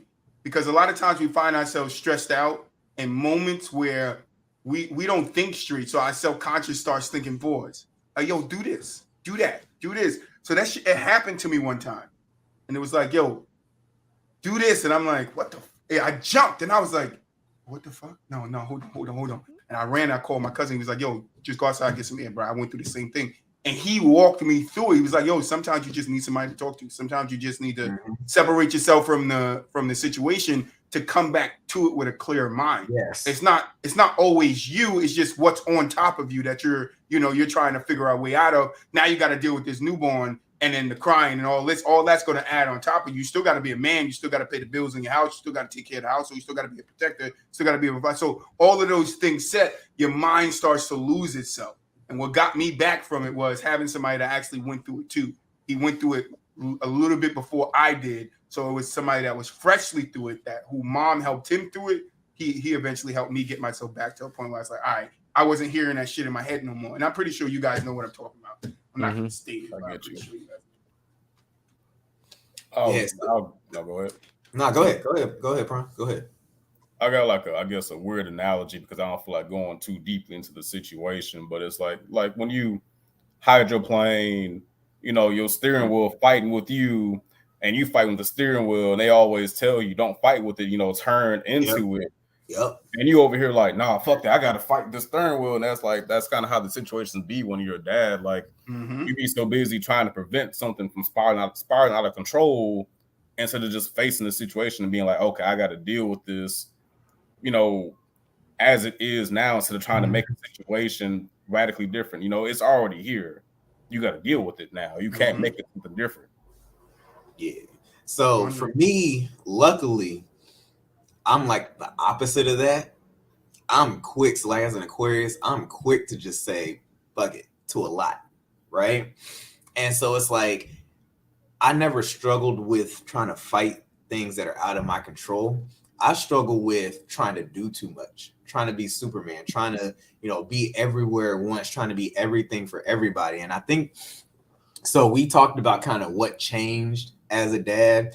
I guess that kind of tacks onto my answer is that what I am to other people outside of my immediate family has diminished. Like I'm not as good of a friend anymore. I'm not as good of a, I can't just drop everything and, And so I think for me, to get back to this current question, how I got back to myself. So think about when you're on your phone or like your computer or something like that, and your shit's running slow, it's all out of whack. What do? You start killing all the unused apps, all the shit running in the background.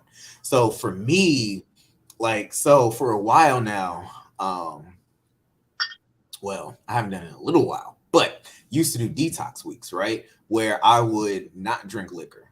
I would not really do anything. And then I would pick something like TV. I know I picked Netflix one time. I know I did my PlayStation 4 one time.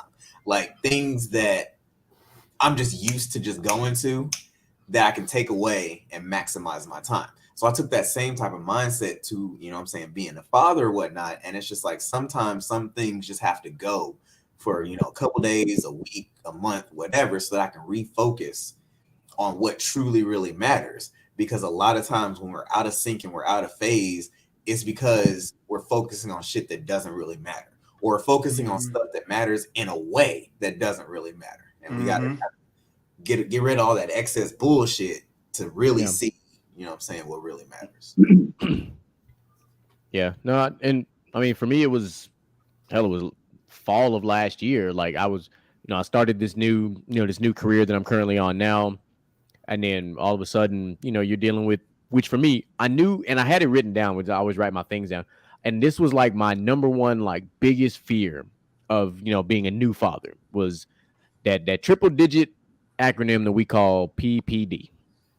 Oh, I was deathly afraid of it. That's postpartum depression for those who didn't catch what I was talking about. Biggest fear I had. Earlier.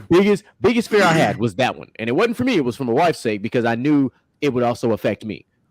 So this was probably the second or third time that that little mama had gotten sick. So we're dealing with that. We're dealing with the toddler being sick. We're dealing with mom kind of going through some things. And then my own mother ended up going through some things where she ended up, out of commission.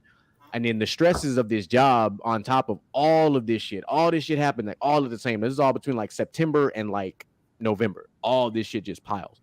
I'm like, fuck. And you're trying your best to just be the dad. We do this. This is the normal man thing, but it also ties to being a father where we will just emotionally shut the fuck down. We will shut down so we can get whatever it is done. And then we'll be like, all right, cool. Let me turn that switch on.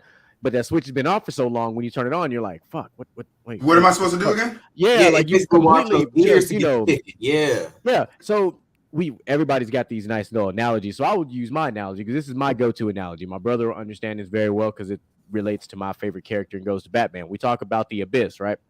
So this is me in my life. This is like literally my life in a nutshell is the abyss. You get to that point where you are in the dark. You are in the abyss. You are at the edge of this cliff. And no, it is not like Assassin's Creed. You're not going to jump off and land into some hay and conceal yourself. That's not what it is. The abyss is not a place you want to be. But as men and as fathers, we find ourselves in the abyss, and it's very dark. It's very lonely. It's very bad to be in the abyss.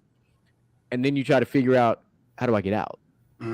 Because you don't know which way to go. It's dark. If you've ever navigated your own house in the dark, it's different than during the day. You're like, wait, where the fuck am I? You trip over that toy that you forgot was there because you knew it was there all day, but in the dark, you didn't see it. So that's the abyss. Everything is bigger. Everything is not bigger, but it's bigger. So you're like, how do I get out of it? And, you know, funny enough for me, it was a conversation with my brother that kind of helped me get back to reality. Because it was like, you know, we all go through things. And again, we talk about having those people that you can talk to. So I would either I would talk to my brother, or I would talk to, you know, some other people. But a lot of it is me and my brother have a lot of conversations, and it kind of shines that light. You know, it's like becomes my glow stick to help me navigate wherever the fuck I'm at to get back to where I need to be. Because we find ourselves as men and as fathers to where we are just flat out lost. We're like, shit, like, what else am I supposed to do? I have given everything, all of my emotional energy, my physical energy, my everything. And it's like, shit still isn't done. Like, there's still, you solved all these problems, and here comes 15 more problems. You're like, fuck. But you're so exhausted, and you're like, how do I navigate this shit? But sometimes, it goes literally into what Mr. Noble said. You got to sit there and you got to take care of that background shit. And the way we do that is we got to prioritize. All right, what's most important? Okay, if it ain't on this list of important shit, that shit got to go. Because that's something that we as all men do, whether you're a father or you're just a man in general, that we do. We try to take everything on. Because that's just the way we're raised. We're built. We're built to just, you know what, I can handle everything. And then based on your zodiac, it might get even worse because just the way you're set up, the way your brain works. And sometimes you do just have to step back and be like, all right, I need to unfuck this a little bit. Now I need to, you know, we spend so much time taking care of others and we forget about you. You know, and if you're not taking care of you, who's going to take care of you? Right. You're going to let your own physical and mental and emotional health go to shit because you're so focused on everybody else? Or are you going to take that time, you know, like Mr. Noble does with his detoxing time, or, you know, like my brother does, you know, we'll just talk or we'll just, you know, hop on the game. We'll just, you know, we'll game our ass off, and then, or we'll just talk, you know, vicariously about everything Star Wars that's going on, watching The Mandalorian or watching fucking The Bad Batch, you know, whatever. Those are our, you know, our methods of coming back to reality. Yeah. You know, like something I could tell you, like me and my brother do a lot, is when a new Marvel movie comes out, we'll go watch it together. We'll go to Star Cinema Grill, you know, and like we went to go watch Doctor Strange. That was probably one of the best times we had because they had all these fancy ass drinks named after the movies and shit. So he was like, oh yeah, we got to try that drink. But it's a moment of escape. In that 2 hours and 40 some odd minutes of that movie, you're able to just separate. You're like, all right, you know, I'm not a father in this moment. I'm just here in the moment. I'm just a moviegoer. Yeah, I'm just a casual going to do something that is not my daily normal responsibilities. And I'm able to finally just find some kind of a peace. Even if it's in a legitimate fantasy ass movie that has nothing to do with your actual life. In that moment, you are highly invested in this movie. For me, it's the movie, but it's the moment of being with my brother. You know, it's being able to do something like that and be with somebody who understands what I'm going through, or vice versa. I understand what he's going through. Not everybody has that. And it brings me back to this, whereas like as men and as fathers, we cannot be afraid to open our mouths. One of the most important things I ever learned from my mom growing up was that a closed mouth never gets fed. So you absolutely must talk to somebody. Doesn't matter who it is. Now, as a man and as a father, you need to find another man to confide in. It's cool to get the woman's opinion and the woman's perspective. That's cool. But it's not what's going to get you to where you need to be. Exactly. You need to have that other, I guess we'll say, masculine style of an opinion. Because, yes, you are getting that woman's opinion, and it's great. It is phenomenal. I could get an opinion from a mom anytime I need it. Sometimes I need more. You need that male perspective. Sometimes you need that voice of experience. Exactly. That's what it is. That's exactly. Not to be rude, but it's just like women can never walk in the shoes of men. Like, if I'm allowed to say that. You can say whatever you want. You can say whatever you want. You know what I'm saying? Like, said, not made for kids. Don't worry about it. Yeah, like, you know, it's not just made like for kids at all. They did not grow up a young black boy. They did not do that. Like, regardless of whatever's going on, like, you did not go through that little phase where you are just demonized for your energy. You're demonized for not being able to sit still in school. You know what I'm saying? Like, your ADHD is passed off as just ADHD. Like all that other stuff. Like, you know, you have, again, these adversarial relationships with young black boys are built really, really early with these, you know what I'm saying? You didn't go through that. So yeah, sometimes you need that voice of experience. That's basically what you're saying. No, and it's true because sometimes you forget, like, oh, because you're, oh, you from Baytown, oh, you from this neighborhood, oh, I know what kind of kid you are. Like, you're like, the fuck? Like, no, you don't. Like you're already labeled without even truly being known. So you got to navigate that. You got to navigate being born with the strike right off the rip, and it wasn't even your fault. It was just the roll of the dice of how biology works. And where your parents decided to move, like shit. Yeah, and then you got to insert, now, for us now, insert just being a father. Like, even if you were just being a man, but just being a father, now you have to tread so differently. Like, there are moments and times we just want to get straight ignorant, but we're like, damn, I can't do that because I can't take care of my. Who gonna take care of my kid? Yeah, I just say right now I'm too fucking beautiful for jail. Fuck the bullshit. That's me. I'm hell to the ready no. to get ignorant. And that box too small. Like, hell to the no. And then I'd be away from my kids. Like that's the greatest fear. Like, damn, I'd be separated from my kids. Like, I can't. Yeah, like, no, fam. Like, that's not the move. Like, that's not the move. No, it's So not. now I got a question. A serious question, because I have actually seriously put some thought to this. Because we all make the jokes, we all see the meme, we all think that if something happened to our child, that, oh yeah, behind my child, I'll get in that orange jumpsuit, all that. But is that really the best move as a father? Like, if something happened to your child and they're still here, is the best move to go commit a crime for justice for your child? I would say this, right? I'm a criminal justice major, right? I have a associate's in criminal justice. Studied to be a homicide detective since I was 7. Changed my mind when I was 22 because I didn't want to die in uniform. But it's hard, right? Because if something happened to your kid, the first thing you're going to feel as a man is that you failed them. Yeah. You're supposed to protect them. So the only way you can get that feeling back is going to do something to protect them. Exactly. So for most fathers, yeah, it is worth it, right? And then they'll just come up with a game plan of why they're inside. They'll make sure their kid is still the uncle or one of their boys. You'll go check up on the family, make sure my son's good. But is it worth it in the end? No. Now, if somebody killed my kid, if I find you, you better pray. You better play as a cop coming through that door. Right. What I'm gonna do to you ain't nobody in jail gonna do to you. All right. Yeah. But if they still here tonight, you gotta. Sometimes it's hard to sit back and let the law do their job, because in order for the law to do their job, so many variables have to go into place. You have to have evidence. You have to have witnesses. You have to have this. You have to have that. And it's like, if you don't have that, then what are you going to do? Right. Nothing. And so many parents, so many fathers and mothers, but so many, like, they get left with no answers. And it's like, yo, sometimes you got to be what's his name? Liam Neeson. Yeah. Maybe sometimes you got to go take a motherfucker. You feel me?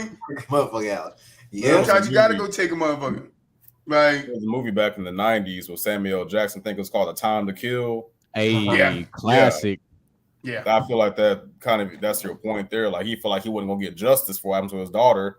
What about John Q? That's another one. I just got to watching that yesterday. That for me would fall into that extenuating circumstance where I'm like, you know what? I'll hold a hospital hostage.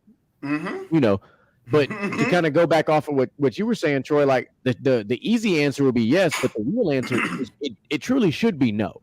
It should. And for me, it's no for me, because I have to also think of it as twofold. I also have a teenager here too. I have more than one child. If something happens to one child, I still have another child too that I have to be responsible for. So yes, in that moment, it 100% will be the most difficult thing in the world to not physically react as much as I want to. But there has to be a level of rationale involved. Yes.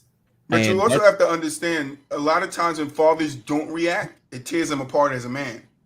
It does. And that's the. So you got to be strong enough not to do something. That's the part that nobody really talks about. A lot of men aren't strong enough not to do anything, because when they don't, it breaks them as a man. Yeah, and they think of themselves as less. Yeah. So you do have to play that. I guess we'll call it walk that fine line, because you have to be you have to be okay with it, because at the end of the day, if something happens and you decide to pull up on somebody with that baseball bat and incite violence, like what are you doing? Because let's just play this game a little bit differently. Yeah. Better question. What if you're the sole provider of that family?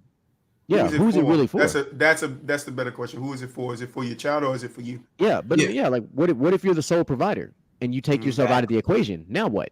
Exactly. You know, like those variables have to be thought about. Yes. Some men can I'll do give it, you some one men better, cannot. actually. So, Yeah. you know, hypothetically, your child goes through something very unfortunate, traumatic, what have you. You go to jail, you can't be there to help them through the traumatic time. So now not only are they traumatized from that incident, they're traumatized from you being in jail. That's a whole other issue they got to deal with their whole lives. My They dad see was in you. jail. They And see I've you been, from behind a screen or glass now. In this case, you know, talking on a phone, like you know that's just as bad as the current trauma that they have. You just now added another couple years of therapy because you've now become a part of the problem and not the solution. It's not now even you can be there in the middle of the night to give them a hug when they're crying from the original. but it's not even really the therapy. It's like, bro, like you subjecting that kid to so much more. Dad done popped up. What's up, Pop? Yes. Happy Father's Yes. Day. Right, you're Happy Father's Day. you're giving that kid space to go through so much more stuff. So let's say he did go through something traumatic and he actually needed you and you went off and did whatever you did to get justice for your kid. But now your kid's alone and then they wind up self-deleting. Guess what that's going to do to you as a man while you're behind bars? Yeah. It happens all the time. Yeah. It makes the entire situation that much worse. Now you're behind bars. You couldn't stop him or her from doing it, but you already feel like it's your fault that you're not there. Now you're going to even feel like it's more of your fault. Your fault for not being there. Exactly. Yeah. Yeah. And there's a good chance you might have 2 self-deletions. Because even for people, right, there's a story about a kid, and I know it's a little off topic. His name was, what's his name? It wasn't Brown. It started with a B. Bowen, but it was a kid who got falsely accused of a crime, went to jail, Rikers Island, and they did a whole bunch of shit to him, COs and all that. He came home, self-deleted himself. You know his mother took all that onto her, right? Even though it wasn't her fault. So if we could think like she took all that onto her, even though it wasn't your fault, now just imagine it is our fault, that we could have made a different decision to better this outcome for our child, but we didn't, and it led to this ultimate outcome for him. And that's going to kill us inside. As men, that's going to kill us inside. That's couldn't have been said better. Like that's we don't think about that though. No, Sorry. like you know, we're thinking about it now, but the thing becomes, you know, in the moment, can you have the rationale, not the irrationale, to separate? Yeah. Can you separate yourself? Because and to selfishly say this, you know, remember it didn't happen to you.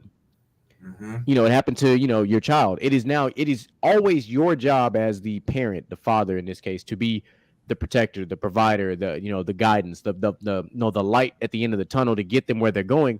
You cannot take yourself out of the equation. Exactly. If something happens to your child, you must first and foremost be there for the child. You cannot be like, I must, boom, everything I see is red. I got to go find this individual that did X, Y, Z. And no.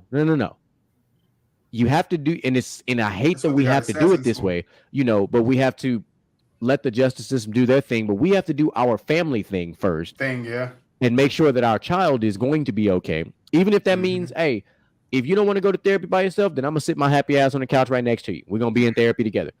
You know, we're gonna air some stuff out, whatever. Yeah. But you have to be available to do that. Yeah. You cannot remove yourself from the equation because now that child is going through therapy by themselves. Right. And but we are talking about the man of the human species. Like, yeah, we're known for, like your dad said, you got to be smart enough not to react with emotions. Nah, we don't do that in everyday life. Dude bumped me on the street, I got to turn around and fight him because he bumped me. Men use our emotions differently from women. We use our emotions in that violence type of way. And you'll hear a lot of people say this. Yo, men are very smart. They pick their battles because they know if I'm going to sit here and argue with a man, it's a chance that I might not make it home. That's just what it is. So you got to take that same mindset like, yo, I got to pick my battles. And like your dad is saying, that's a battle you got to not pick. Because ultimately, all you're going to do is what GQ is talking about, is you're going to hurt your family more. And not a lot of people can rationally think that way in the moment. Now, even us, we could rationally say this right now while we're not going through those emotions. Exactly. Right. But as soon as we go through those emotions, hey, we all might just grab the shotgun at the closet, hop in the car, and go find them. Yeah. See, that's and that goes back to what we were talking about earlier about like how do you find yourself in the abyss, right? Mm-hmm. Because in that moment you need something that you can go, you know what I'm saying, channel in. So like I've been screaming this for years, like way back into my college days. Men especially, but everybody needs two different types of stress reliefs, right? An active and a passive, right? So for me, my passive back in the day was playing the piano. That's something that I could kind of, you know, kind of really just zone out and just do. But I had to, you know, just focus on it. My active one, and so that to explain the difference, the active stress relief, there's no physical way that you could focus on whatever's stressing you out. So back then, for me, that was running because I had standards for myself. And if I was thinking about anything other than my breath rate, my cycle rate, anything other than that, I'm not making those standards. So I actively had to shift my focus to succeed. In playing the piano, it was more of an inactive. It just soothed me, right? And you got to know when to shuffle between the two. So in a situation like that, like I got to know. So like one of my active ones right now is I'll go rent out, you know, a bowling lane for 2 hours and just put in some headphones and bowl. Something active that I'm physically doing, right? It's just like we have to develop those things early before we get in those situations. It's like football practice, right? You get in those situations before you get in the game. So when the game happens, the game slows down. You already know what you're supposed to be doing. No, I get that. Yeah, my active one is the gym. The gym is my sanctuary, my therapy, my everything. I walk into the gym pissed the fuck off and walk out the happiest guy in the world. And passively, it's just music. Yeah. It's just laying in the dark, headphones on, and I'm one of those guys. Like I have a Spotify playlist that is actually called The Diaries of a Broken Man. Like it's got a whole bunch of songs. Night Night, nigga. Nah. you trying to make me incite violence. No, I'm trying to bring myself, down. He over here trying to break somebody off. Like, no. You got to bring yourself down. But I do. You got another one called Peel My Muffin Cap Back Blue. Bro, you don't get us my secret right. Oh, wow. Now, my passive one used to be poetry. I don't write as much. I write once in a blue, but I used to love writing poetry, man. Don't ask me to read none because you're going to cry. But poetry and then basketball was my active one, bro. I go to the court, and I didn't grow up with that good of a life, but being on the basketball court, bro, nothing could touch me. That was impenetrable. You couldn't touch me on the basketball court. And you couldn't touch me while whoever was in front of me on the court couldn't touch me because I was that nice. Because I used to go in the rain and practice my skills in the park outside, bro, with a ball that soaked up water so it became heavier. And I used to just while the water's hitting me and I'm playing, everything I was going through would fall off of me. Everything. I would just let it fall off of me in the rain. And every time it rained, I would clean myself again. I would cleanse myself from everything I was going through. So my active one became a cleansing for me because it was like, I'll go play ball when it's sun outside, but it's going to rain somewhere in this week. So I'm going to get to clean myself and start over. And my passive one, I always, since 15, I've been writing poems. So. That boy was playing basketball, doing it for Lil Saint instead of dancing, I'm bro. trying to tell you, straight up doing it for Lil Saint one time for the one time. I used to dance too, but I wasn't that big into it. Yeah. Dancing wasn't that much. It was more for my best friend than me. But I could dance. I can't dance now on my back. I try to pop lock. It's going to pop lock right out of the place. He gonna pop lock and drop. Exactly. Right into an ambulance. We was here waiting for you, sir. You know what? Here's a question I wanted to ask you guys as fathers. The topic here is a mother's love, right? You know, we all have mothers and things like that. But growing up, you hear there's nothing like a mother's love. But you guys being fathers, how do you take that? Because I don't think there's a difference between a mother's love and a father's love. It's just that obviously the mother carried you before you were born, but I don't think it should be viewed as any less from the outside looking in. Obviously, I'm not a father, so I wanted to ask you guys that and get your intake on it. Right. I feel like this is gonna be a very charged answering pool now. Bring it. No, I was just gonna say it is different. A mother's love and a father's love is different because a mother is going to nurture you more. A father is going to guide you more. right? You don't get this the same two from both. So they say a mother's love is what you're saying is because of the nurturing part. It's because most fathers aren't going to stop and really be emotional with you, right? They're going to walk you through that emotion. They're going to help you through that emotion, and then you and daddy could go hang out at the park and get some ice cream. You feel me? Mama going to sit there and cry with you. She's going to sit there and hold you and give you all the love and squeeze you tight. You know, that's why they say that about mothers. Our father's love, it just looks different. It just looks different. That's all. Yeah. So okay, hold on. I agree with you there, but it really is a physical difference because we always say, oh, they just carried them for 9 months. That to me is kind of like dismissive, if I may say that, because it's just like so my first college, I was a biology major. Also, my mom runs the Pregnancy Resource Center down here in Baytown. And as I was growing up, when I was in trouble, she thought it was the fun punishment to bring me to work with her. So I was learning about all this shit at the age of like 11, like go me.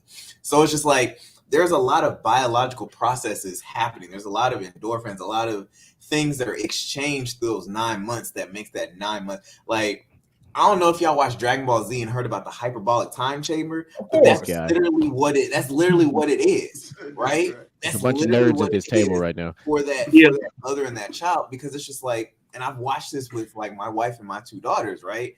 The environment in which they were in shaped the way the first couple of weeks, the way that they developed. And it's just like, so even in that 9 months, like, we can't discount the fact that women have to abruptly stop drinking. They have to abruptly stop smoking if they do smoke. You know what I'm saying? They have to change their lifestyle altogether. They should. Like, that is love. Well, the ones that do, should. Like, that right there. They should. There's some that don't, but they should. It's like that right there is the automatic, like, immediate expression of love that dads do not have to put in. We do not have to. Like, I'm gonna be honest, I tried. I was like, oh yeah, I'm gonna not drink with you during this whole 9 months. I failed 3 weeks in. I was like, I need a drink. Did you sneak it and then try to go back to it, or did you just give up on it? Oh, I just gave up, and she was okay with it. She was like, nah, you got to drink for me, whatever. It's like, it was cool, but it's just like, they don't have that luxury. And so that's why I'm saying it is physically different. It's not different. It looks different. It is different because it has to be different. I agree there. There's 2 different parts to it, the look and the physical part of it. Exactly. I agree with you, Noble. I was going to say, have y'all seen Fences, the movie with Denzel Washington? Yeah. There's a scene where his son is like, Dad, how come you don't like me? And the dad is like, motherfucker, you got food, you got clothes, you got a bed, you got a house, X, Y, Z. Like, he didn't say I loved you in that moment, but it's like, bro, if I'm doing this for you, I fucking love you. Like, I'm providing for you. That's what a father's love traditionally looked like. It was like, you got all the shit that you need and want. Like, I'm sorry that I'm not like super emotional, nurturing, but like, look at what you have around you. That's love. Yeah, it is. It's different. And what it boils down to, the foundation is simply this. It is empathy versus sympathy. So as a mother, you're going to be, just like Troy said, I'm going to cry with you. I'm going to do all this, that, and the other. As a father, we are 100%, we are analyzing everything. Oh, my daughter came up to me. She scraped her knee. Well, first of all, I'm not finna baby you. Like, I'm not finna do that. Like, oh, that shit probably hurt. But I'm not the only one that's told their daughter to suck it up. Yeah, but but you see that, and instead of reacting in that emotional way where you're like, oh my God, are you okay? You're like, my baby. My first question, like, all right, what happened? Yeah. Like, what's the story? Like, so it is literally empathy versus sympathy, and it's not wrong. You need both. You truly do need both. Yes. You really in life need both.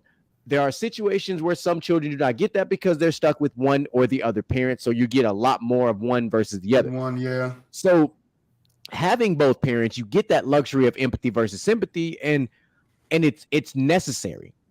Because you do not grow up to be a fully successful adult. And yes, there are those outliers that are raised by single parents that were great. But the overall average child needs both. You need that level of sympathy and empathy. because sometimes you don't want somebody to give you a solution. You just want somebody to be there. Hey, man, I fucked up. You start crying. You figure it out. Like, even take something. Look, and here's the perfect example. Take something this small that's not small. Just take a death in the family. Somebody passes away in the family that you're all close to. In that moment, typically, no matter, one parent's going to be the empathetic, one's going to be the sympathetic. It usually doesn't switch roles, but in this case, we're going to leave it as is. You're going to cry with mom, you're going to do this, that, and the other, and then dad's going to immediately start talking about a lesson on, what happens. Hey, man, she had this going on, so just, be mindful, as you get older. You start turning it into a whole ass Bill Cosby thing from the Cosby Show, before all the fuckery happened. But we learned a lot from Bill Cosby. You know what I'm saying? We all being 80s and 90s kids, Bill Cosby, Uncle Phil, we learned all these things. That is the prime example of empathy on a whole other scale. Except that one episode from Fresh Prince that we all are familiar with Will and his actual dad. That was the empathy meets sympathy moment. Yeah. But only when we need to be. Like, there are moments when men need to be emotional. Yes, but on the regular, you're going to catch more empathy from us. And that's not it's not to say that we're wrong. We show love differently. Yep. But it helps you, because what you want to make sure you understand in life when your child grows up is like, I can't be sympathetic about everything. I can't show emotion about everything. I can understand what happened, process it, and keep it pushing. I don't have to react to everything. If you're raised fully sympathetic, you're never going to be able to analyze anything, because you're going to only react with emotion. You have to have a balance between sympathy and empathy. And we talk about this, and all of us that work in corporate America, they always talk about this. When you become a manager, you're taught sympathetic versus empathetic. You're taught this because you cannot always be that asshole with your employees. Sometimes you've got to understand, all right, somebody's going through this at home. I need to just, hey, if I was going through this, what would, you got to be like that. You can't just 100% be like that all the time. You have to be able to have good balance between the two things. So I see 100%. It for what it is, but it makes sense. That was a solid question. That really caught me thinking. Yeah, that's a good question. Good one, Mike. No doubt. Piggyback off that, you guys are right? Like, society dictates and nature dictates that men are the more analytical and whatnot. But kind of like you were saying about the managers and everything, is it unfair of this new age society? Like, I know you guys see it on social media, Twitter, and all that.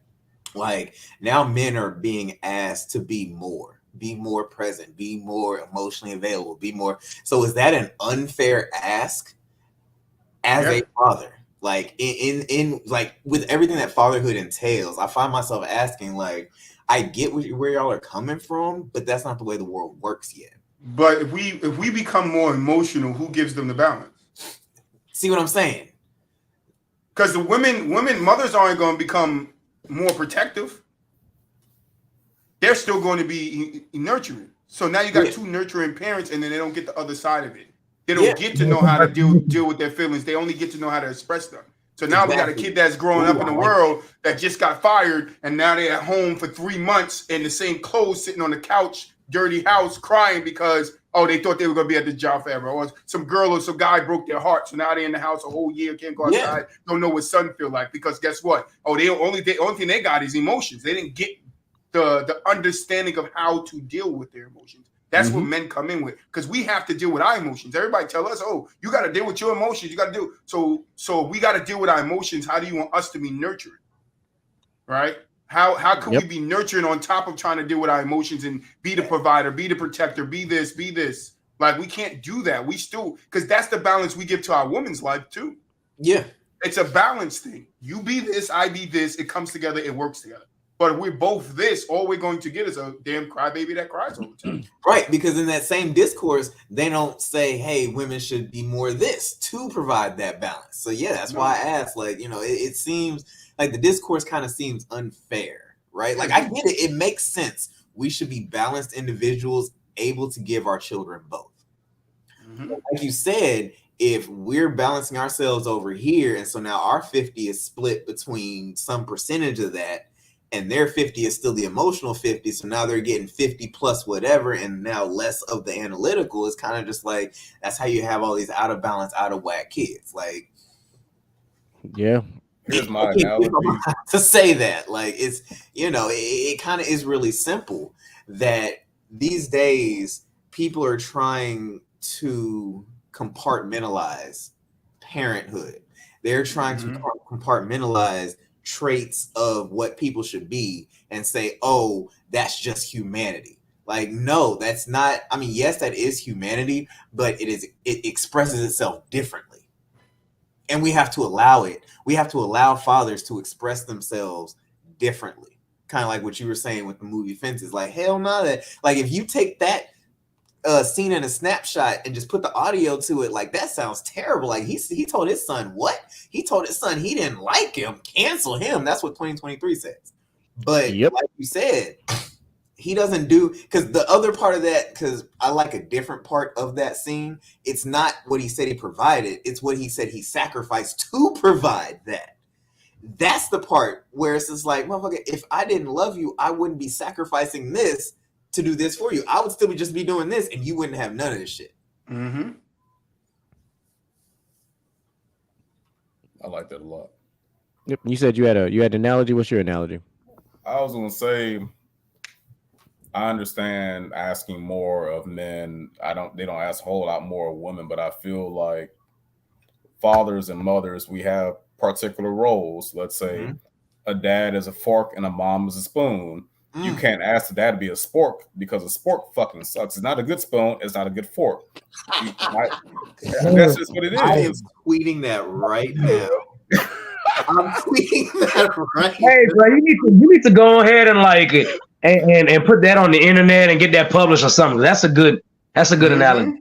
I mean, but it's true, because remember back when KFC used to give you a fucking spork and that shit was useless. They couldn't do shit for you. Couldn't get no mac and cheese up. Like, that shit was fucking terrible. But to take it, you know, a second level deeper, with those two added responsibilities, they both have a spectrum. So if you're sympathetic, the spectrum is you can't be overly sympathetic because now you're coddling. And we know exactly what a coddling looks like because we see the current kids in 2023, what happens when you coddle. And with the same time being empathetic, we can't be robotic, because if we're robotic, our kids are like, oh, what the fuck am I even talking to dad for? He's just going to shut down, or he's not going to show any emotion. I don't even know if what I said to him even resonated with what he said. So both have a spectrum. So now where's the balance? Because you have to have that balance to where you're trying to make the most, productive human you can without giving too much of one versus the other, but having that balance between, you and your spouse. But then on your responsibility in this situation, being too robotic versus being overly empathetic. Because there are times where we have to be empathetic, but there's times we got to be like, oh, hold on. We got to crack down. Like, hold on, time out. No. I'm gonna call you on this bullshit. You were wrong. And we got to talk about it. Most times we just kind of we let it go because we're like, all right, yeah, I would have probably done the same shit. That's good. Good. But you're like, wait. It's different back in the 80s and 90s versus the 2000s. Like, nah, that shit'll get you fucked up if you do that shit nowadays. We got to talk about that. Hold on. Like, so there has to be that fine line balance, and you're always tightroping it as a parent, because every situation sways you one way or the other. It's no different than politics. The right person comes up, and you don't know if they don't tell you what their political party is, but you hear them talking. Man, I kind of vote for that guy, but you're like, oh shit, he's the opposite party of what I normally affiliate with. It's a tightrope. So as a parent, we walk that tightrope all the time. That little stick just got us kind of swaying based on whatever happens, and then we react essentially accordingly, hopefully accordingly, or we just react with a little too much emotion or not enough emotion, and we hope at the end of the day that we've given our children the best possible guidance. Right. We as fathers are the torches that help our kids see the light, and mothers are there to make sure that the light is always lit. Ooh, I like that. That's getting tweeted too. I like that. I'm good for a couple of those, but with all that, Troy ain't the only one that used to do poetry. We used to do a lot of writing back then. That's another day and time of my life. We don't even write. Well, you write music still. I don't write music anymore, but I can write music.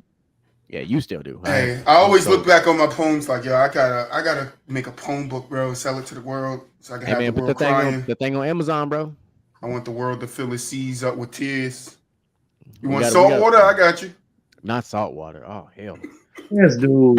This guy. You ever Listen, tasted your tears salty? You want salt water? I got you. We all from the South, bro. We got nothing but salt water in this bitch. We all Hey, I about got that. salt water out here too. I ain't got no fresh water down here. My water green. Shit, our shit, your shit green, our shit brown.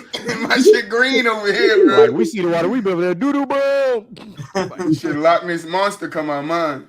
Man, We don't see shit till it actually happened in our water. Like that's how dark it is. Get stung by a jellyfish, you never saw that motherfucker coming. Never saw That wasn't a motherfucker jellyfish. coming. That was a jelly dog. That wasn't a jellyfish. That was a jelly dog. That shit got mutated in our water. How many tentacles did it have? Double it. Hey, you say that, you gotta remember, we live in a part of the U.S. where Exxon feed into all the water, bro. They mutate down here too. Yeah. We watched our mosquitoes grow from like this to being like the size to pull away a small dog and fly away with that motherfucker. Right. I promise you.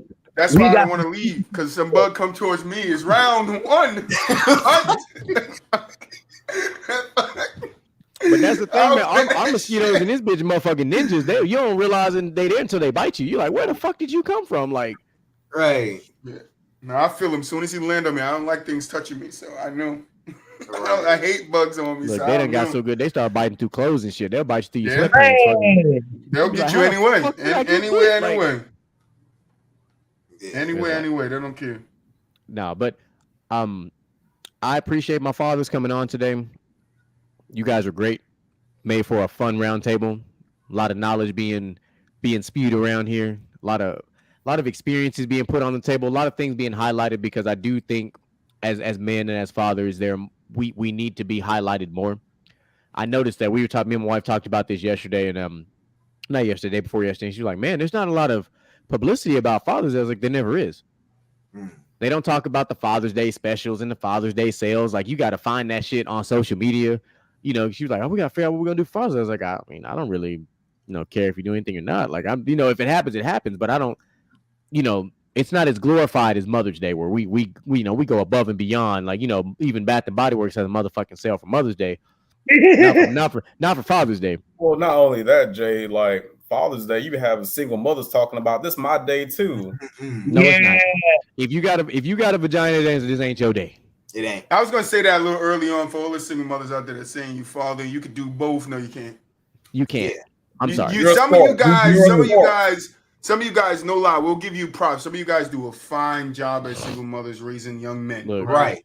The Right. OG Some of you said it guys best. do fine jobs, but the majority of them, Facts, of Pop. you guys do not raise like It's right there. outstanding citizens. Cannot compromise our standards when it comes to being a father, a dad, and a man. Right? Well, There is amen. one standard, and that standard is what it is to be a man, a dad, or a father.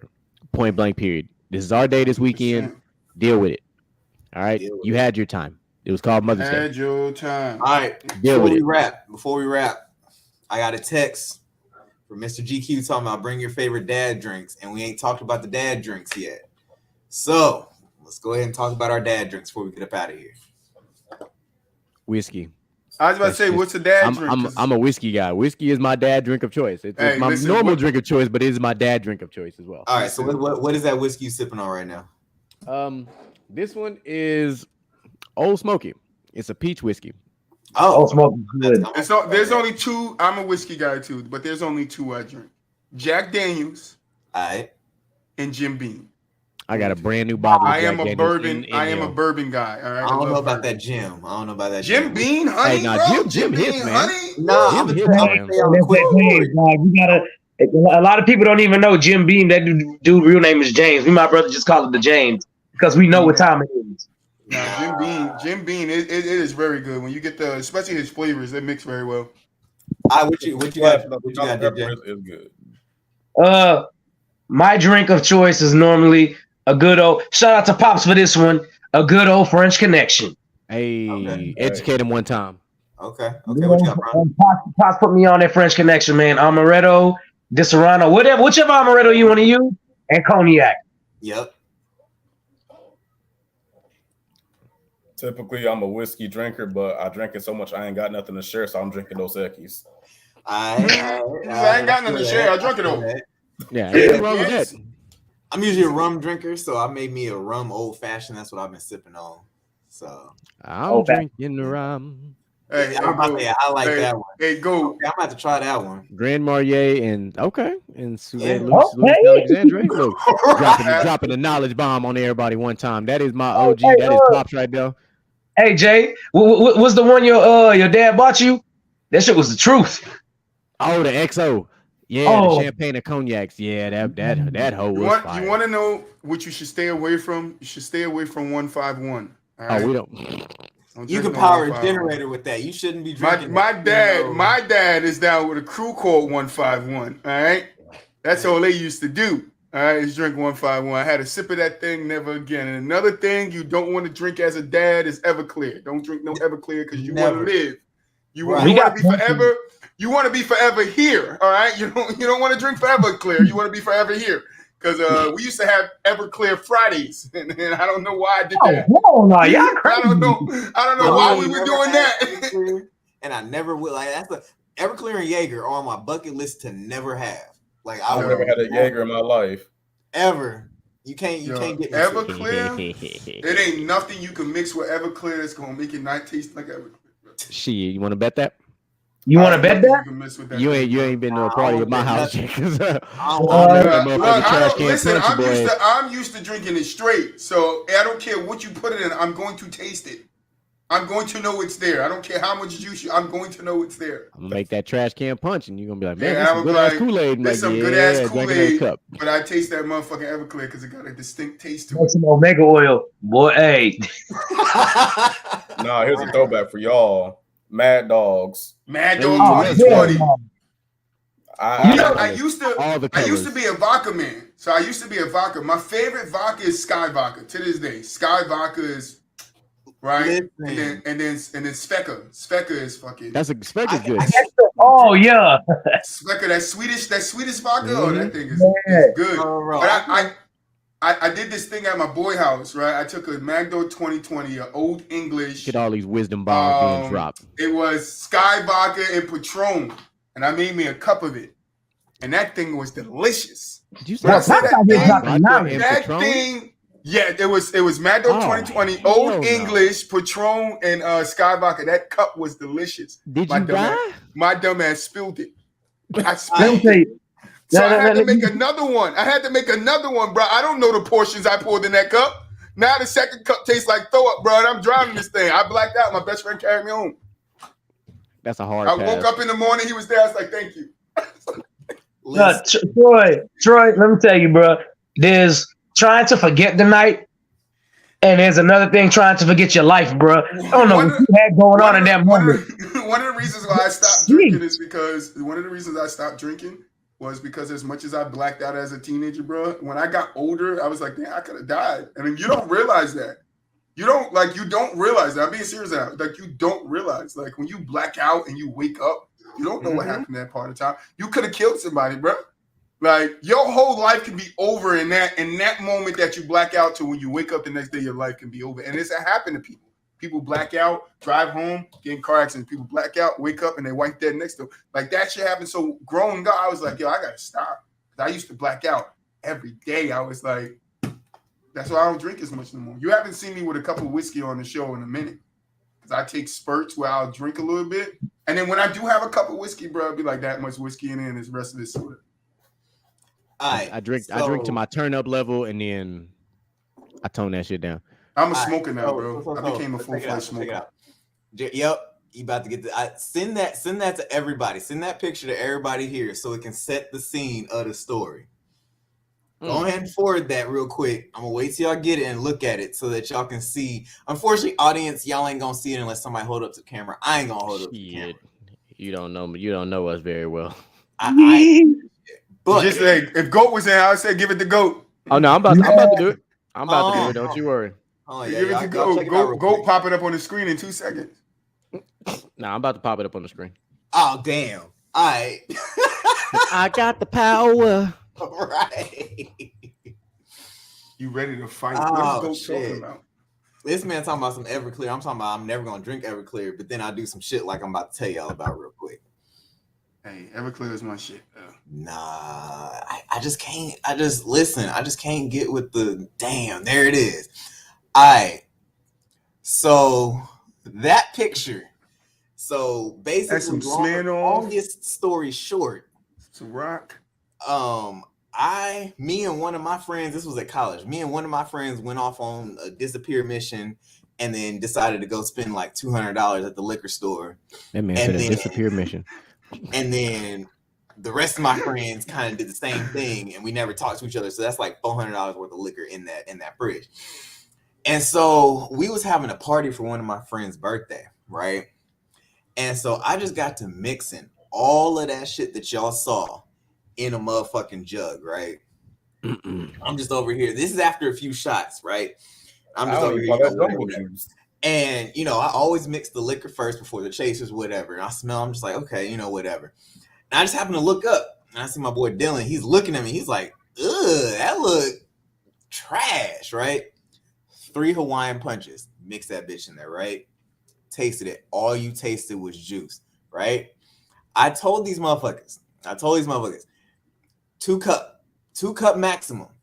The motherfuckers that did more than 2 cups was like you said, they could have died that night. Like I heard stories they passed out in bushes. Like I seen videos of motherfuckers doing cartwheels up the yard. Like my boy whose birthday it was, he came back. So there was also a hot box party at that point in the gym. I didn't go to that shit. I stayed in the room, you know what I'm saying? I'm chilling with the music in the room, whatever. So I get a call and need help. He coming back. He's throwing up along the fucking way, right? And then he gets back to the room and it's just like he lays down in the bed and he looks at his hand and he's just like, there's some throw up on my hand. Somebody clean it off. Somebody cleans it off. He looks at it, I was like, thank you. And then passed the fuck out. Like it was all bad for folk. Like it was all bad for folk. That's what it's not. I want to give a shout out to Goat because we say he an amateur troll, right? And GQ, you said he with the pictures and shit. He just texted me. He's like, "You want to fight?" I'm like, what are you talking about? Hold on, man.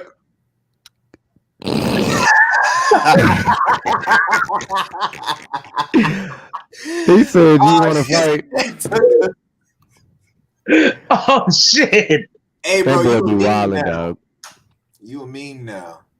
Yeah, I'm gonna need that. I'm gonna need that though. I'm gonna need that. I'm gonna need that too. Yeah, no, that's funny as shit. So as we do get ready to wrap up, Mr. Noble, you want to drop your YouTube handle, let everybody know where they can catch you on your gaming streams and everything like that. Oh man, shit. Do I know my YouTube handle? I do not know my YouTube handle right now. So I've been streaming for 12 years, but I can't tell you where. But no. I can tell you where I stream on Twitch though. I stream on Twitch at Dropper Noble. So actually, you know what? If you search Dropper Noble on YouTube, you'll probably find me there too. So yeah, Dropper Noble is the name. Streaming is the game. I'm actually about to get off here and hop right on the stream and start kicking people's ass at this new Call of Duty on this new map. So Twitch at Dropper Noble. You heard what he said. Any last words there, Mr. Outlaw Prime? Oh no, man, it was nice being here. Appreciate y'all having me. Sir. Hope everybody have a happy Father's Day. Michael, one day I hope to say it to you. DJ Michael B, any last words? Yeah, man. Happy Father's Day to y'all. For most of you, I know your parents and I've seen it. For the other two, I haven't. Just knowing y'all too and hearing y'all today, I know y'all are great fathers as well. So I hope y'all are celebrated this weekend. Also, don't forget, we celebrate Juneteenth this weekend. Hey. And of course, like my homeboy shirt said, throughout the year, I'm black. But this weekend, I'm blackity black. Understand? You heard? Oh, man. Troy, any last words? No, this was great, man. Glad that, we get to put some light from the sideline over here. We get to put some light on, fathers, because we don't get that much, light put on us. But I also want to say I'm going to start streaming soon. You can check me out, Just Troy on YouTube. I'll be streaming on Kick, so it's Just Troy on Kick too. Yes, I'll be over there with some zombie content, all zombie content, VR zombie content, regular zombie. It don't matter. We getting it, all right?